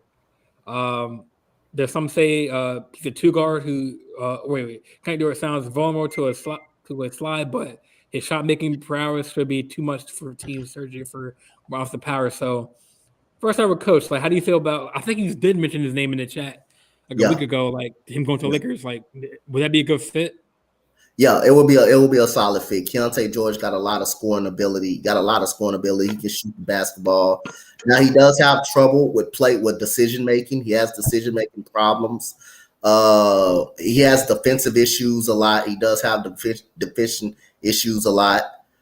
He does take bad shots at times. He struggles to get by his dude, but again, he struggles to get separation a little bit. But he is a tough shot maker, and he can score the basketball. So I think a little more. I don't think he's gonna. If he does end up with the Lakers, I don't think I will be shocked. I won't be surprised if he make the opening night roster, but I don't think he's a guy that can be playable right then and there. I think the Lakers are going to be worried about more competing for the playoffs more than trying to develop Keontae George. He's the type of guy that's going to take some time, but he does have the capabilities of putting the ball in the rim. Another guard, I think that would be a really good fit for y'all, Jordan Hawkins from UConn. He gives you guys instant shooting. He can shoot off the catch. He can come off screens. He can move very well. He's not a great defender. He competes on that defensive side of the ball. He's a good help side defender. He's not good at putting the ball on the floor, but at the same time, you don't need him to do that when he have a shot, when he can shoot the ball really, really good. He's the second best shooter in this draft outside of Grady Dick. He's the second best shooter in the draft. He's 6'5". He's he went to Maryland, DeMatha High School. Wow. Cool. He went to UConn. High school, He was born Gaithersburg, Maryland. He went to DeMatha. Wow, that's pretty cool. I didn't know that. He's and obviously, since I'm a Duke homer, I kind of have maybe Derek Whitehead fall into this maybe as a possibility. He's gonna be not really out of the realm. He's gonna be there. It's just right if you pick him. He's gonna be there. It's just gonna be right if the Lakers. I wonder how he would fit with us. So, like, with would he play? Obviously, he probably start on the bench, but like him, LeBron, and AD. Yeah, maybe we keep Austin Rivers. I think he would have a good chance.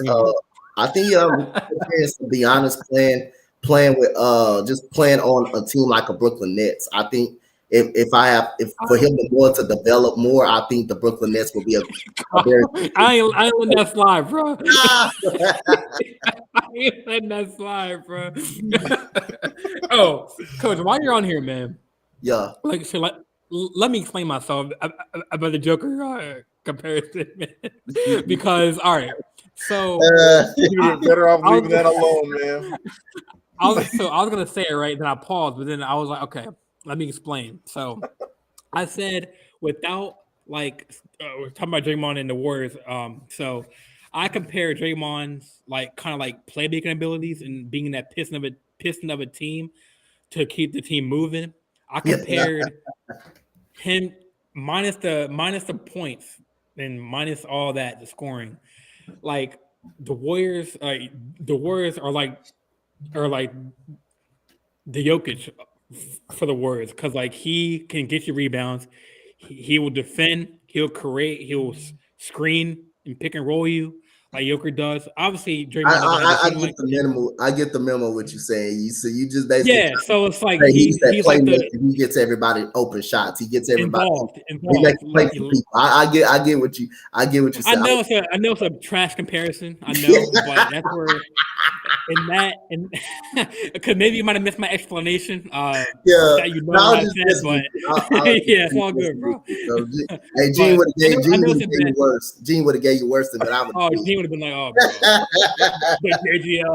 the JGL experience. Here we go." But yeah, I mean, so our follower Jay, he's a Warriors fan. He thinks that they should let go of Draymond and let the new players come in. How do you feel about that? Like, do you think that? He has to think differently now because he said Draymond or Poole needed to go. They sent Poole away, so I guess he's okay with them bringing Draymond back. I mean, far as that, man, I think they need to do what they can to keep Draymond. I think Draymond means a lot to the squad. Actually, I think his presence. Yes, he can be a a-hole. He can punch somebody in the face, but those are the type of people that you want on the team. That you want on a team that's going to let you know, hey, you're going to come here, you're going to work, you're going to get held accountable into a higher standard. I think Draymond does that. I think that's what Draymond does, and I think the way he comes out, he says stuff, and the way he's open to it. I don't think a lot of people love it or are a big fan of that, but sometimes you need that. It's even worse, putting it out there to the media. You look like I say, Ime Udoka. You think Ime Udoka called out Jason Tatum and Brown through the media? If that worked, yes, it did. It opened up their eyes, and that's why those players respect him to those days. And that's why I respect Draymond Green. I mean, hey, he just an emotional leader, and sometimes you need to hear it. If you're struggling, you just need to hear it. And people don't like it. It's not cool to call you guys out through the media, but if it takes that for the team to get on the right horse, I mean, that's what Draymond would do. He facilitates the offense for him. He gets guys open shots. Not only that, he sets screens really good, but the Warriors offense is basically like a motion offense. Nobody stops moving. Everybody keeps moving around. That's what makes it hard for them to be stopped. That's why they're so much good at scoring, because everybody's moving out the ball. When you see Curry give up the ball, he's constantly moving off the screen. You see everybody setting the screen or everybody cutting back door. You don't see no staggering with the basketball. And Draymond Green is a perfect person right there to set that up, because he's gonna find you if he's wide open. He's not gonna shoot it that much. He's not the best, but for what he does to this team, he's very valuable to this team presence. So I think it's safe to say I will hold on to Draymond Green. But if they move on from him, I wouldn't be so shocked or upset about it. But I think he's the perfect place for this team, especially. I think they're trying to do their best to maximize this Warriors window too, as well, with Steph Curry and Klay Thompson. I think they're trying to go for it one more time as well. I think they're trying to do their best to maximize this window as much as they could. Yeah, because Dunleavy said that. I mean, he's the new sheriff in town, and at that position, he has a bigger role. Dunleavy now, and he said he's come out and said that he wants Draymond Green. He's had conversations with him, and obviously, if they can run him back one more year with Draymond, and like you said, Coach, like I can see them keeping him for like one more year, and then like Jay said, like.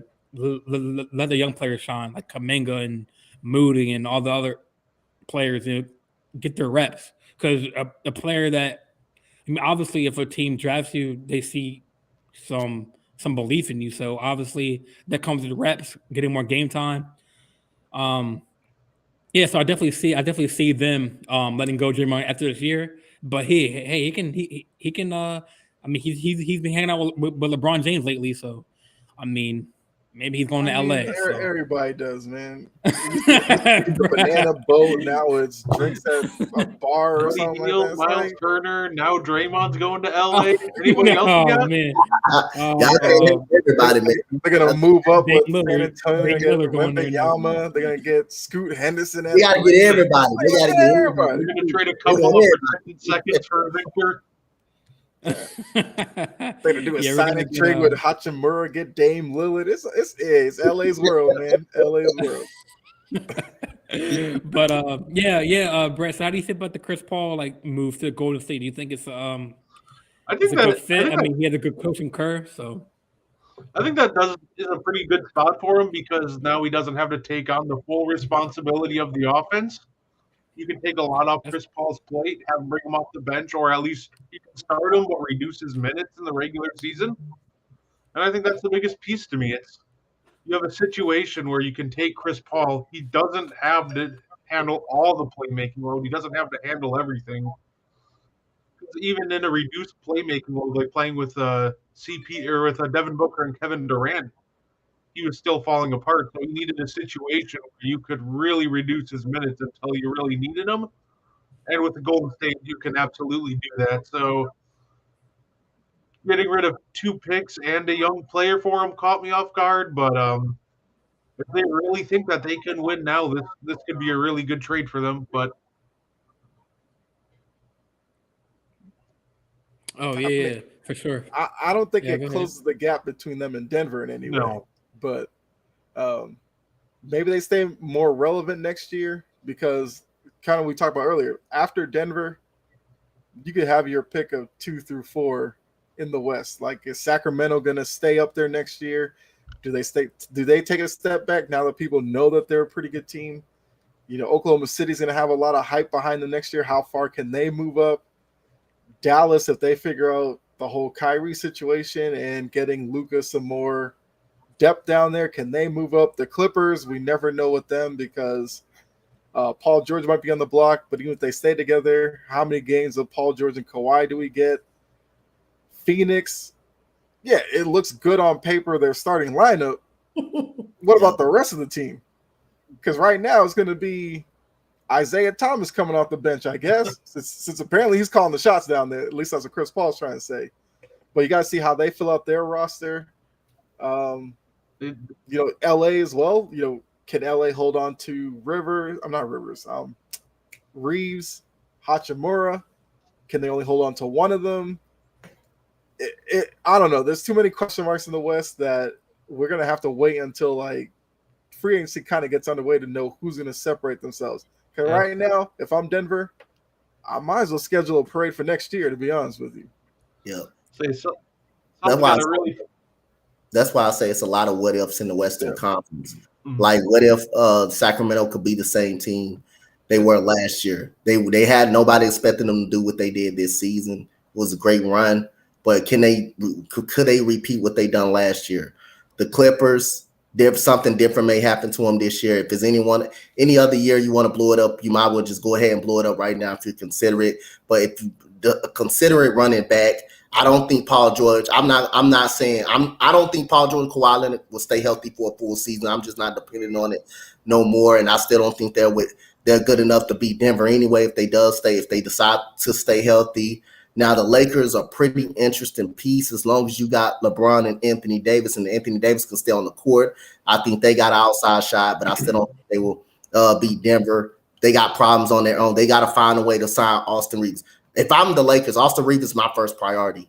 I was willing to let Rui Hachimura go just to get back Austin Rivers. I would let him walk but my main priorities right now is getting Austin Reeves back. If it takes Rui Hachimura to walk, I will, as long as I got Austin Reeves back, that man in my starting lineup. I think with the right move in free agency, you can replace a Rui Hachimura. You can replace him. That's why I'm not mad about the Boston deal about Malcolm Brogdon when he was traded. I think you can get a guard. You can find a guard. You can get a guard. You still have Porzingis, who's underrated his defense. His defense is actually good as far as protecting the rim. It's pretty good. If you ever seen Porzingis play above the rim, the guy can really get up there and block shots. It's just a matter if he gets healthy or not. They still got Derek White on the perimeter. That's a very good defender. Can knock down the three to some degree, depends on what type of night it is. But Boston still can be a threat, and it's still going to be up there in the Eastern Conference along with Porzingis if he stays healthy. He can give you 20 points a night if he does stay healthy. So, again, not concerned. I think Memphis deal, that's going to help. They got to upgrade over Tyus Jones, but I think Tyus Jones is going to be I think he was valuable to Memphis point guard play, backup point guard play. Ja Morant out 25 games. you still don't have a solid, true point guard. And I think that's what Tyus Jones gave them when Ja Morant was a quarterback that can initiate the offense, that had one of the best assist to turnover ratios in the league. They got a devastating floater that can get to the paint. I think people is underestimating Tyus Jones, how good he was in Memphis. Yep. I mean, lineups with Ja Morant and Marcus Smart when he comes back, that's going to be interesting. Yeah. Morant's a guy who can struggle from the perimeter. Yeah. Marcus Smart, we know he's not afraid to shoot it. Yeah. It's whether or not he's making them. Is he going to make it or not? Yep. Yeah. So that's going to be interesting to see those two playing together and how that works. If I'm San Antonio in free agency, I'm going to really test how much the Lakers want to keep Austin Reeves. I'm throwing him a bag, because I think that should be maybe their one of their most important things to do is getting a quality point guard to play with Victor. Because if I'm them, I'm sure as heck not throwing Trey Jones back out there. So to me, that's one of the biggest things I think they can do is find somebody to help set up and feed Victor some easy looks. So I'm thinking throw Austin Reeves a lot of money, see if the Lakers are really serious about matching him. Maybe see what Fred VanVleet's asking for. So the first big trade that kind of broke the ice was the Bradley Beal to Phoenix Suns, and Adrian just broke the news of the deal. Washington and Phoenix have finalized the Bradley Beal trade, landing the Wizards six second round draft picks and 4 first round pick swaps. Sources tell ESPN Suns are sending seconds in 2024, 25, 26, 27, 28, and 2030. Pick swaps in 2024, 2026, 2028, and 2030. In the end, the Wizards made 2 separate trades with the Suns and Warriors. Phoenix isn't looped into the Golden State deal. So Wizards they're getting a haul of draft picks. So that means they're planning for the future. And I don't know, by them planning for the future, they ain't gonna win no championships. So I mean, obviously they can start by building something in DC, start rebuilding that culture like they had with Bradley Beal and John Wall back in the day. Kind of build something. I know they got a new coach too. Build on the back of Jordan Poole shooting 45 shots a night. Shit. I mean, he might knock out Shamit. Isn't Shamit on the Wizards, right? He's on the Wizards, right? Shamit? Hey, man. It's Jordan Poole's team now, okay? Shamit will get whatever shots Poole doesn't take. That man about to average 25. That man's about to average 25. Taking 40 shots on the worst shooting splits we've ever seen this year. It's going to be great. That man about to be an all-star in the East Watch. 25 points. Damn. ESPN saying the potential starting lineup: Chris Paul at the 1, Curry at the 2, Clay at the 3, Wiggins at the 4, Jim at the 5. It's like a small ball lineup. I didn't think about him being a starter. That kind of works in the West because the only big man you really got to worry about is Jokic. I mean, Jaren Jackson at times can play a little too finesse for me. Yeah. But if he takes that next step, then he's a big man that Golden State would have to worry about. But outside of that, well, AD, of course. Yep. A lot of teams in the West play small anyway. Yep. So it works. Yeah, it's just playoffs. If you run to Denver, it's going to look horrible when Jokic is eating Draymond up for dinner. But take your chances at that point. It'll be interesting to see if you start him over Klay Thompson or if you start him over Klay Thompson. It'll be interesting to see. Or will you start him at the 2 and move Klay to the 3? I would really like that. I think ESPN has. So the ESPN had their lineup: Chris Paul at the 1, Curry at the 2, Clay at the small forward, Wiggins at the 4, and then Draymond at the 5 at the center position. Yeah, that's a tiny lineup. Small ball. It is, but that's his potential lineup. So it's like you said, it works because the only teams that play big are like LA, Denver, and then maybe like the Timberwolves. But I don't think anybody's worried about Minnesota come playoff basketball. So. Yeah. I'm surprised the Memphis doesn't get another center because I know they had Adams, but he's injury prone. If Clark comes back, that's a big piece for them. Yeah, that's true. I know he was missed. ACL, right? He was missed dearly last season. Oh, Coach, he was missed in the playoffs. That was a huge miss. It turned out to be a huge miss because he was a second guy off the bench to play to come in and get some rest for Jackson. He was a big miss, but he proved to be a big miss for them. That's crazy. They broke it. Yeah, I can't stay on top of these trades, man. Like, all this news going on. But yeah, I mean, it's gonna be crazy. It's gonna be a crazy night. Crazy draft night. A lot of storylines gonna be happening. Is Zion gonna get moved? Is Dame gonna move? Or are you gonna stay in Portland? What do the Lakers do at 17? What do outside those top 3 picks? Like, how is it gonna fall? Like the Lakers draft are board. trading 17 and 40 for Dame Lillard. I think we are. Well, Brian Windhorst said on ESPN, said, looking for the Lakers. Point to the sky. That's LeBron's best friend, man. Come on, man. Windhorst, of course, Windhorst is going to say that. Windhorst probably tell you, "Oh, Lillard's moving next door to LeBron. I've seen the moving truck." Like, come on, man.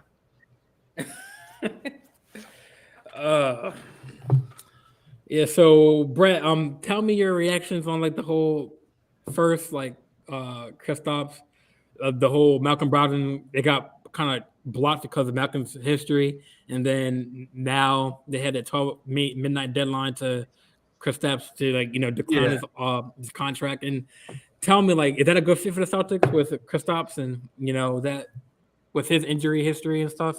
But if he can stay healthy, it's definitely. I think if he stays healthy, it's a great fit. Like, of course, yeah. We're looking at a potential lineup now where you can just add Kristaps in, who's 7'3". He gives you some size, which at times the Boston Celtics were lacking last year. Because as great as a defender as Rob Williams is, I mean, Kyle can correct me if I'm wrong, he's 6'10", 6'11". Yeah. Grant's like 6'9". So now you got a true. Now you got a true like all-star caliber center, 7'3", so he can protect the rim for you. He can stretch the floor. And, you had to flip Marcus Smart, but you got 2 picks back for him. So overall, at least for Boston, I thought that was a phenomenal deal. And as long it'll all come down to, can Kristaps stay healthy, and when it matters the most, can he be on the court? And if he can, I think that this is a great trade for Boston. I really enjoyed what they did here. Yeah. I mean, at first I didn't get the trade. It's good to have these basketball minds on here. They know what's going on. That's what I'm trying to tell. Look, I'm trying to tell Celtics fans this you all to day. Diss me, like, man? No, I'm just saying. Hey, Kyle, you trying to teach them, huh? You trying to teach them, huh, Kyle? So I'll try to tell these Celtics fans, like, if you were going to tell me that you flipped Marcus Smart, because Gallinari never played, whatever, Muscala, whatever. You got Smart for Porzingis and 2 first-round picks. I mean, who in their right mind would have thought that's the kind of value Marcus Smart had out there? Oh my goodness! Yeah, they get the first round this year and first round next year. And the first round, Golden State. Depends on who they pick. It can be valuable too this year. I think tonight's 25. So I say, not to mention that's 2 more trade chips if you don't want to draft any more young players to put on that roster. So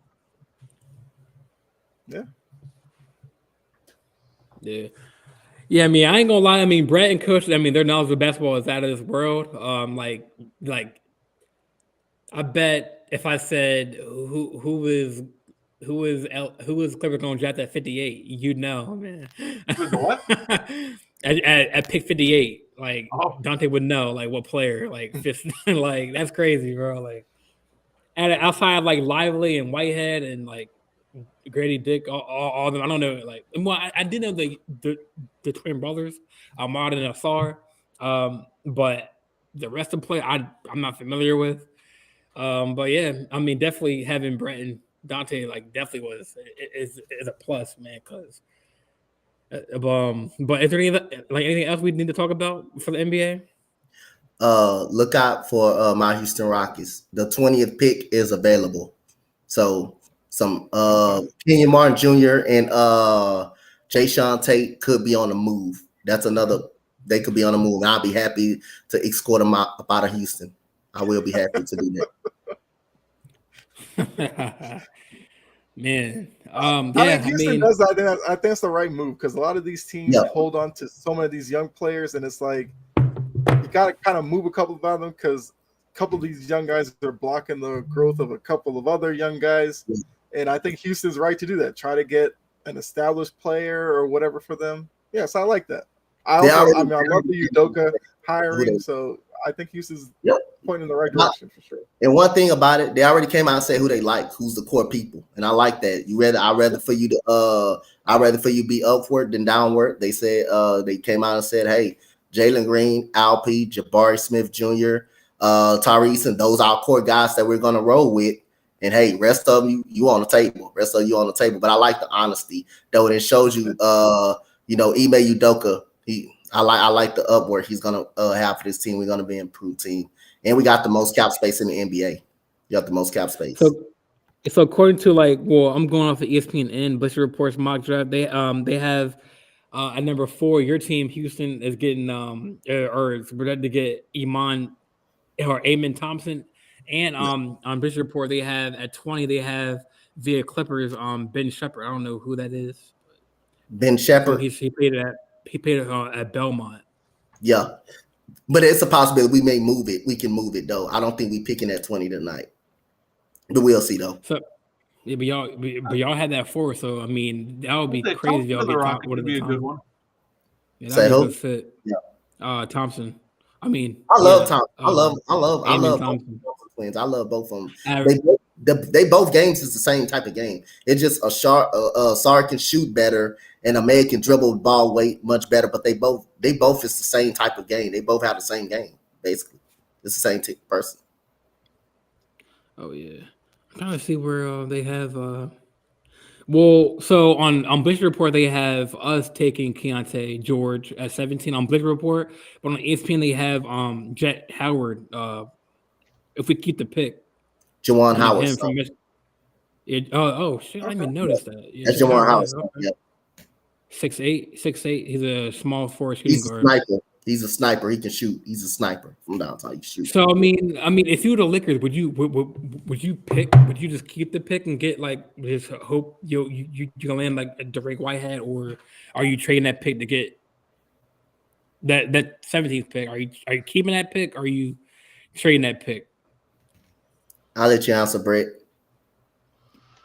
If you're the Lakers, are you trading the 17th? Are you if you're Rob Pelinka, tonight, if you can potentially land a Jet Howard or a Keontae George, or Derek Whitehead, if they fall, but would you rather trade that pick and get something like a superstar or elite player, or? I think if you could snag a guy who you think can be a role player on a cost-controlled contract, I think that's the route you take. So personally, now they have 17 and 40. I think they have 17 from that. Obviously, if there's nobody that you think can help contribute to you this year or turn into at least a productive role player on that cost-controlled contract, depending how the draft board falls, then I would consider trading it. But no, I would honestly keep it, take a guy in his rookie deal, and then see if you can develop him into a contributor for you.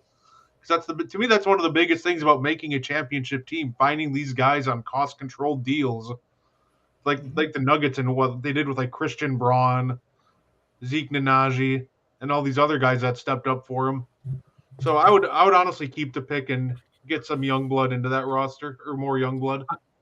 I agree. Hopefully, those players that I mentioned kind of fall to us. Jet Howard, Keontae George.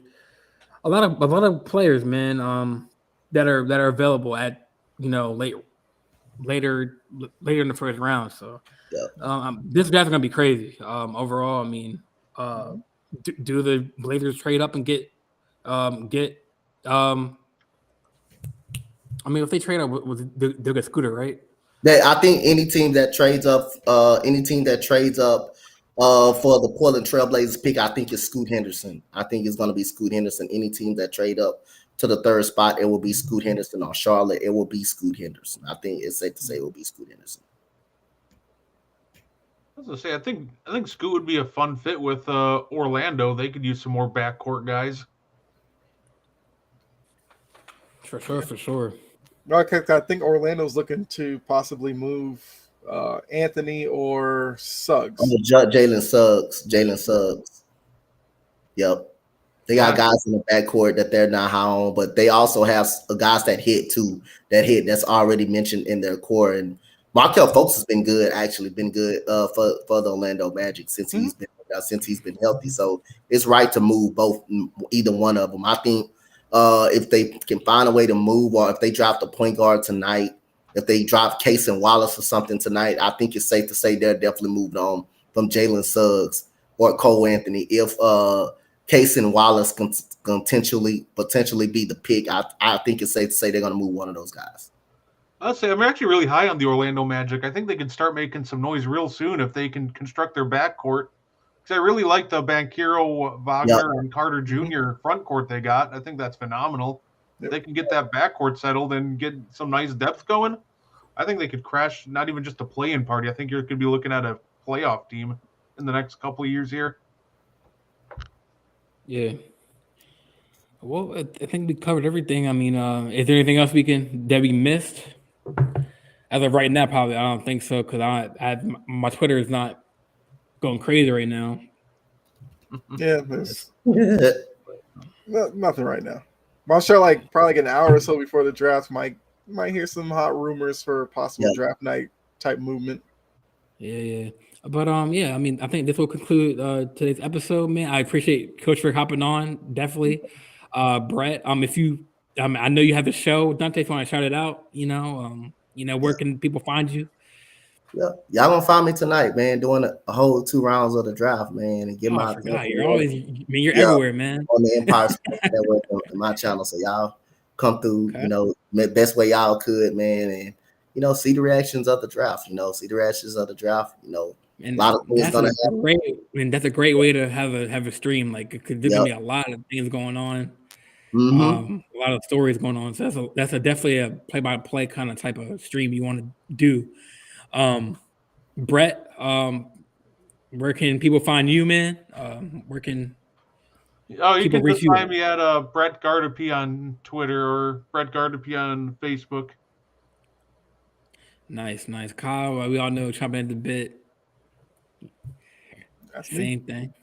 Yep. And you can find me, here, the JJ Sports Talk. If you go on my Instagram page, I'll click the link in my bio. As all the links to my show.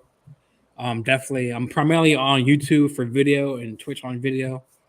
I haven't been uploading audio because I feel like I'm like you, Kyle. I gave that up so long. It was too much of a hassle. Yeah, I gave that up. I mean, I might if we get an interview with a player or whatever, I might do audio and whatever. But I like this. Like once I end the stream, I'll go right to YouTube and Twitch. So. Hey, Kyle. Jordan, we're not gonna sit here and let you get away. We're not gonna act like the Yankees didn't get swept by the Boston Red Sox. We're not gonna sit up here and act like that didn't happen. So I can't let you get away with that. 5 out of 6 against the Red Sox. So I can't let that. I can't sit up there and let that slide. We ain't the only way y'all swept this. What, Kyle? What? I gotta hear this. What's the Aaron Judge? The only. I mean, because Judge. You got Giancarlo Stanton with his 225 batting average popping up to center field every at bat. Right. You got Volpe hitting 195. You got Trevino hitting 215. The Yankees have the greatest set of 200 hitters I've ever seen in my life. And this is the same thing I told you, Jordan, last year. This is why they keep losing to Houston in the playoffs. A good pitching staff can handcuff the Yankees lineup. Because, yes, Judge is a really good hitter. I've been hearing about DJ LeMahieu for 3 years now. Trust me, the dude is broken in New York. He used to be a great hitter in Colorado. He is trash now. He's a good infielder. He's hitting 235. He's probably leading the team in batting. But I'm saying we probably keep him because of his infield. Yes, I get that, but they have to find somebody who can hit 285. And no, you're right. I mean, I'm not gonna argue. I mean, I think that when Judge is out of the lineup and Stanton gotta step up. But even when Stanton, I don't know what's going on with Stanton.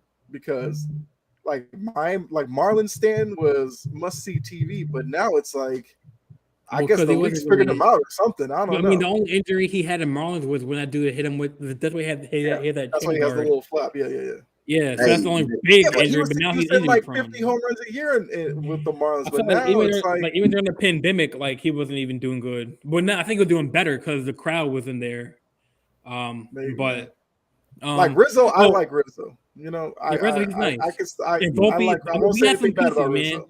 Like Rodon's coming back, Judge is coming back. We have some players coming back. So, it's easy to hit the home run ball when a team against a team like the Oakland A's and like teams in your division last year. It was easy to hit the home run ball when you had to actually face someone that's at the top of the league in ERA.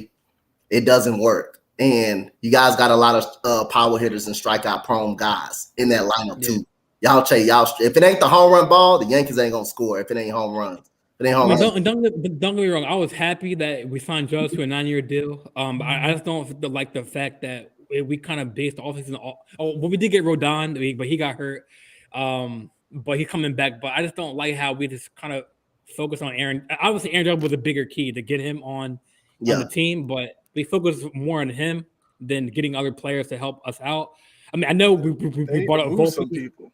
Donaldson is useless. Yeah, he hits bombs here and there, but he's old. Like Donaldson's hitting like 210.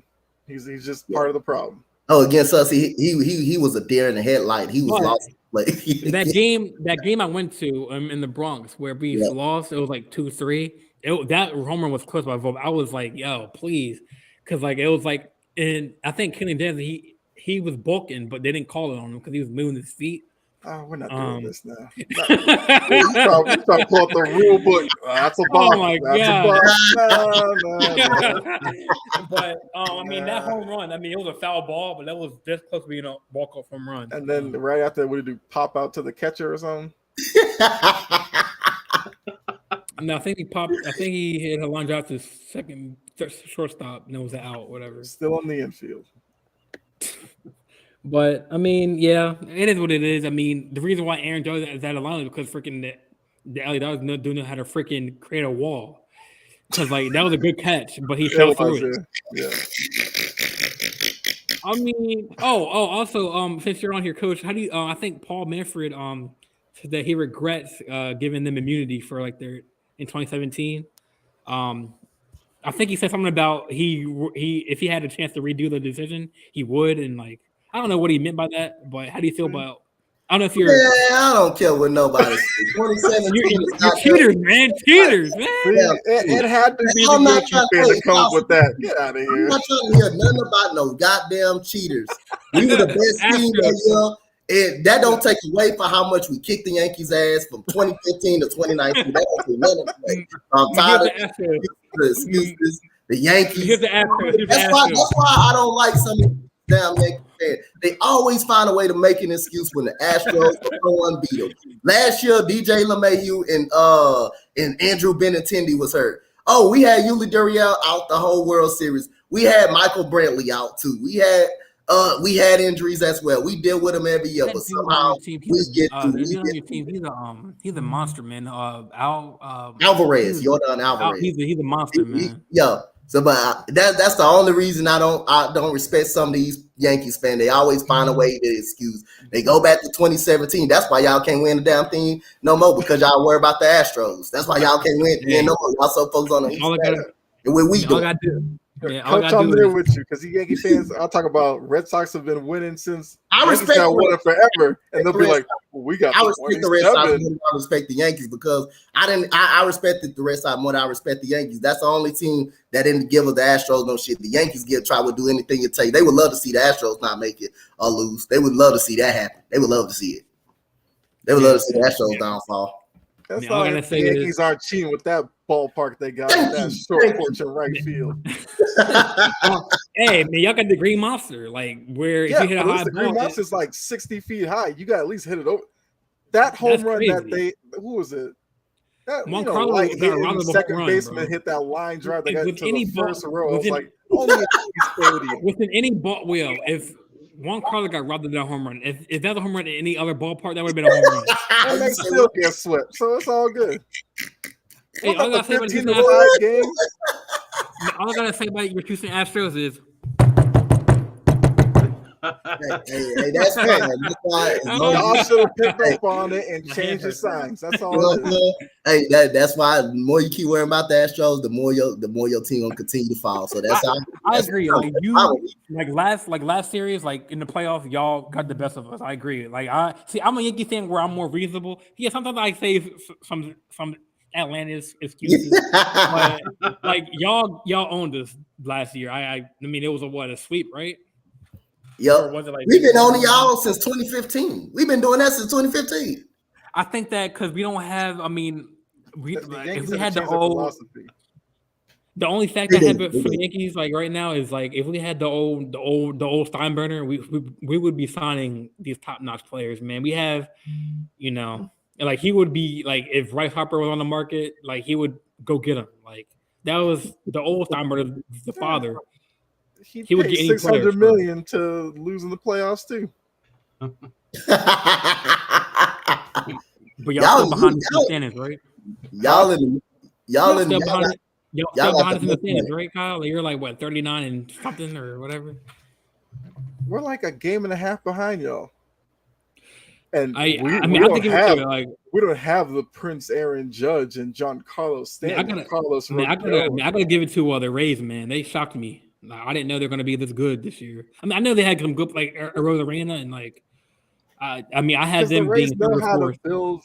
They know how to build their squad for that stadium. My cousin in the Orioles too, because my cousin said that like around this time the Orioles slump, but they're actually keeping afloat. See, you know what the problem is, Jordan? Teams like you, the New York Mets, and the Padres, y'all spend money and all these big teams, y'all still lose. Astros, the Rays, we don't spend money, we still win. We develop through the farm system. We develop through the farm system. We got Volpes. I mean, he's a young star coming from the farm system. Hitting 190. 190. That's crazy. I mean, this is his first year. Yeah, we got Yoshida who's hitting 310, and he came from Japan. He figured it out. Volpe's American. Hey, well, Japan leagues are different, man. Yeah, but everybody thought Yoshida was going to struggle. He's showing them. He's hitting 400-foot home runs. He's hitting 310. That dude's bad. That's Yoshi. Oh man, those Japanese baseball games are great. That's still my favorite baseball game I ever went to. Was when I went to the Tokyo Dome to watch baseball. Yeah, I heard that the Suns don't get a pick to like 2031 or don't have control of it. That's crazy.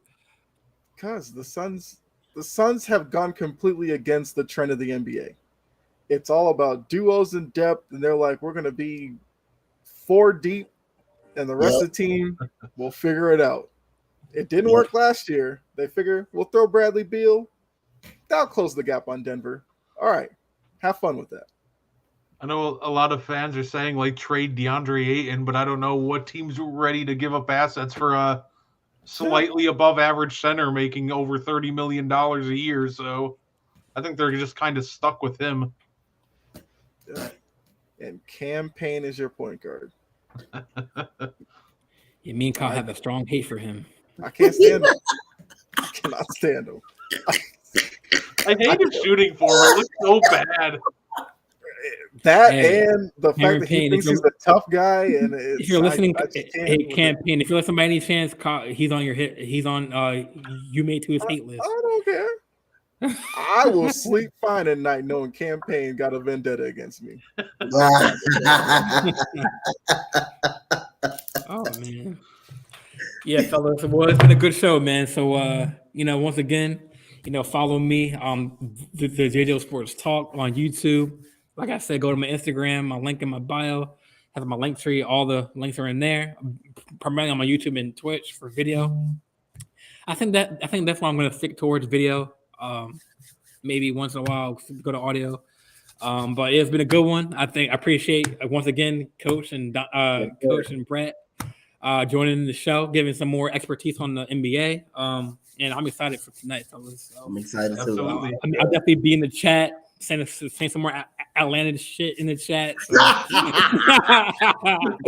AD's the next Joker, man. I will be right there to make sure I'm calling all of it out tonight. All right. With that statement being said, we out. Shout out to y'all.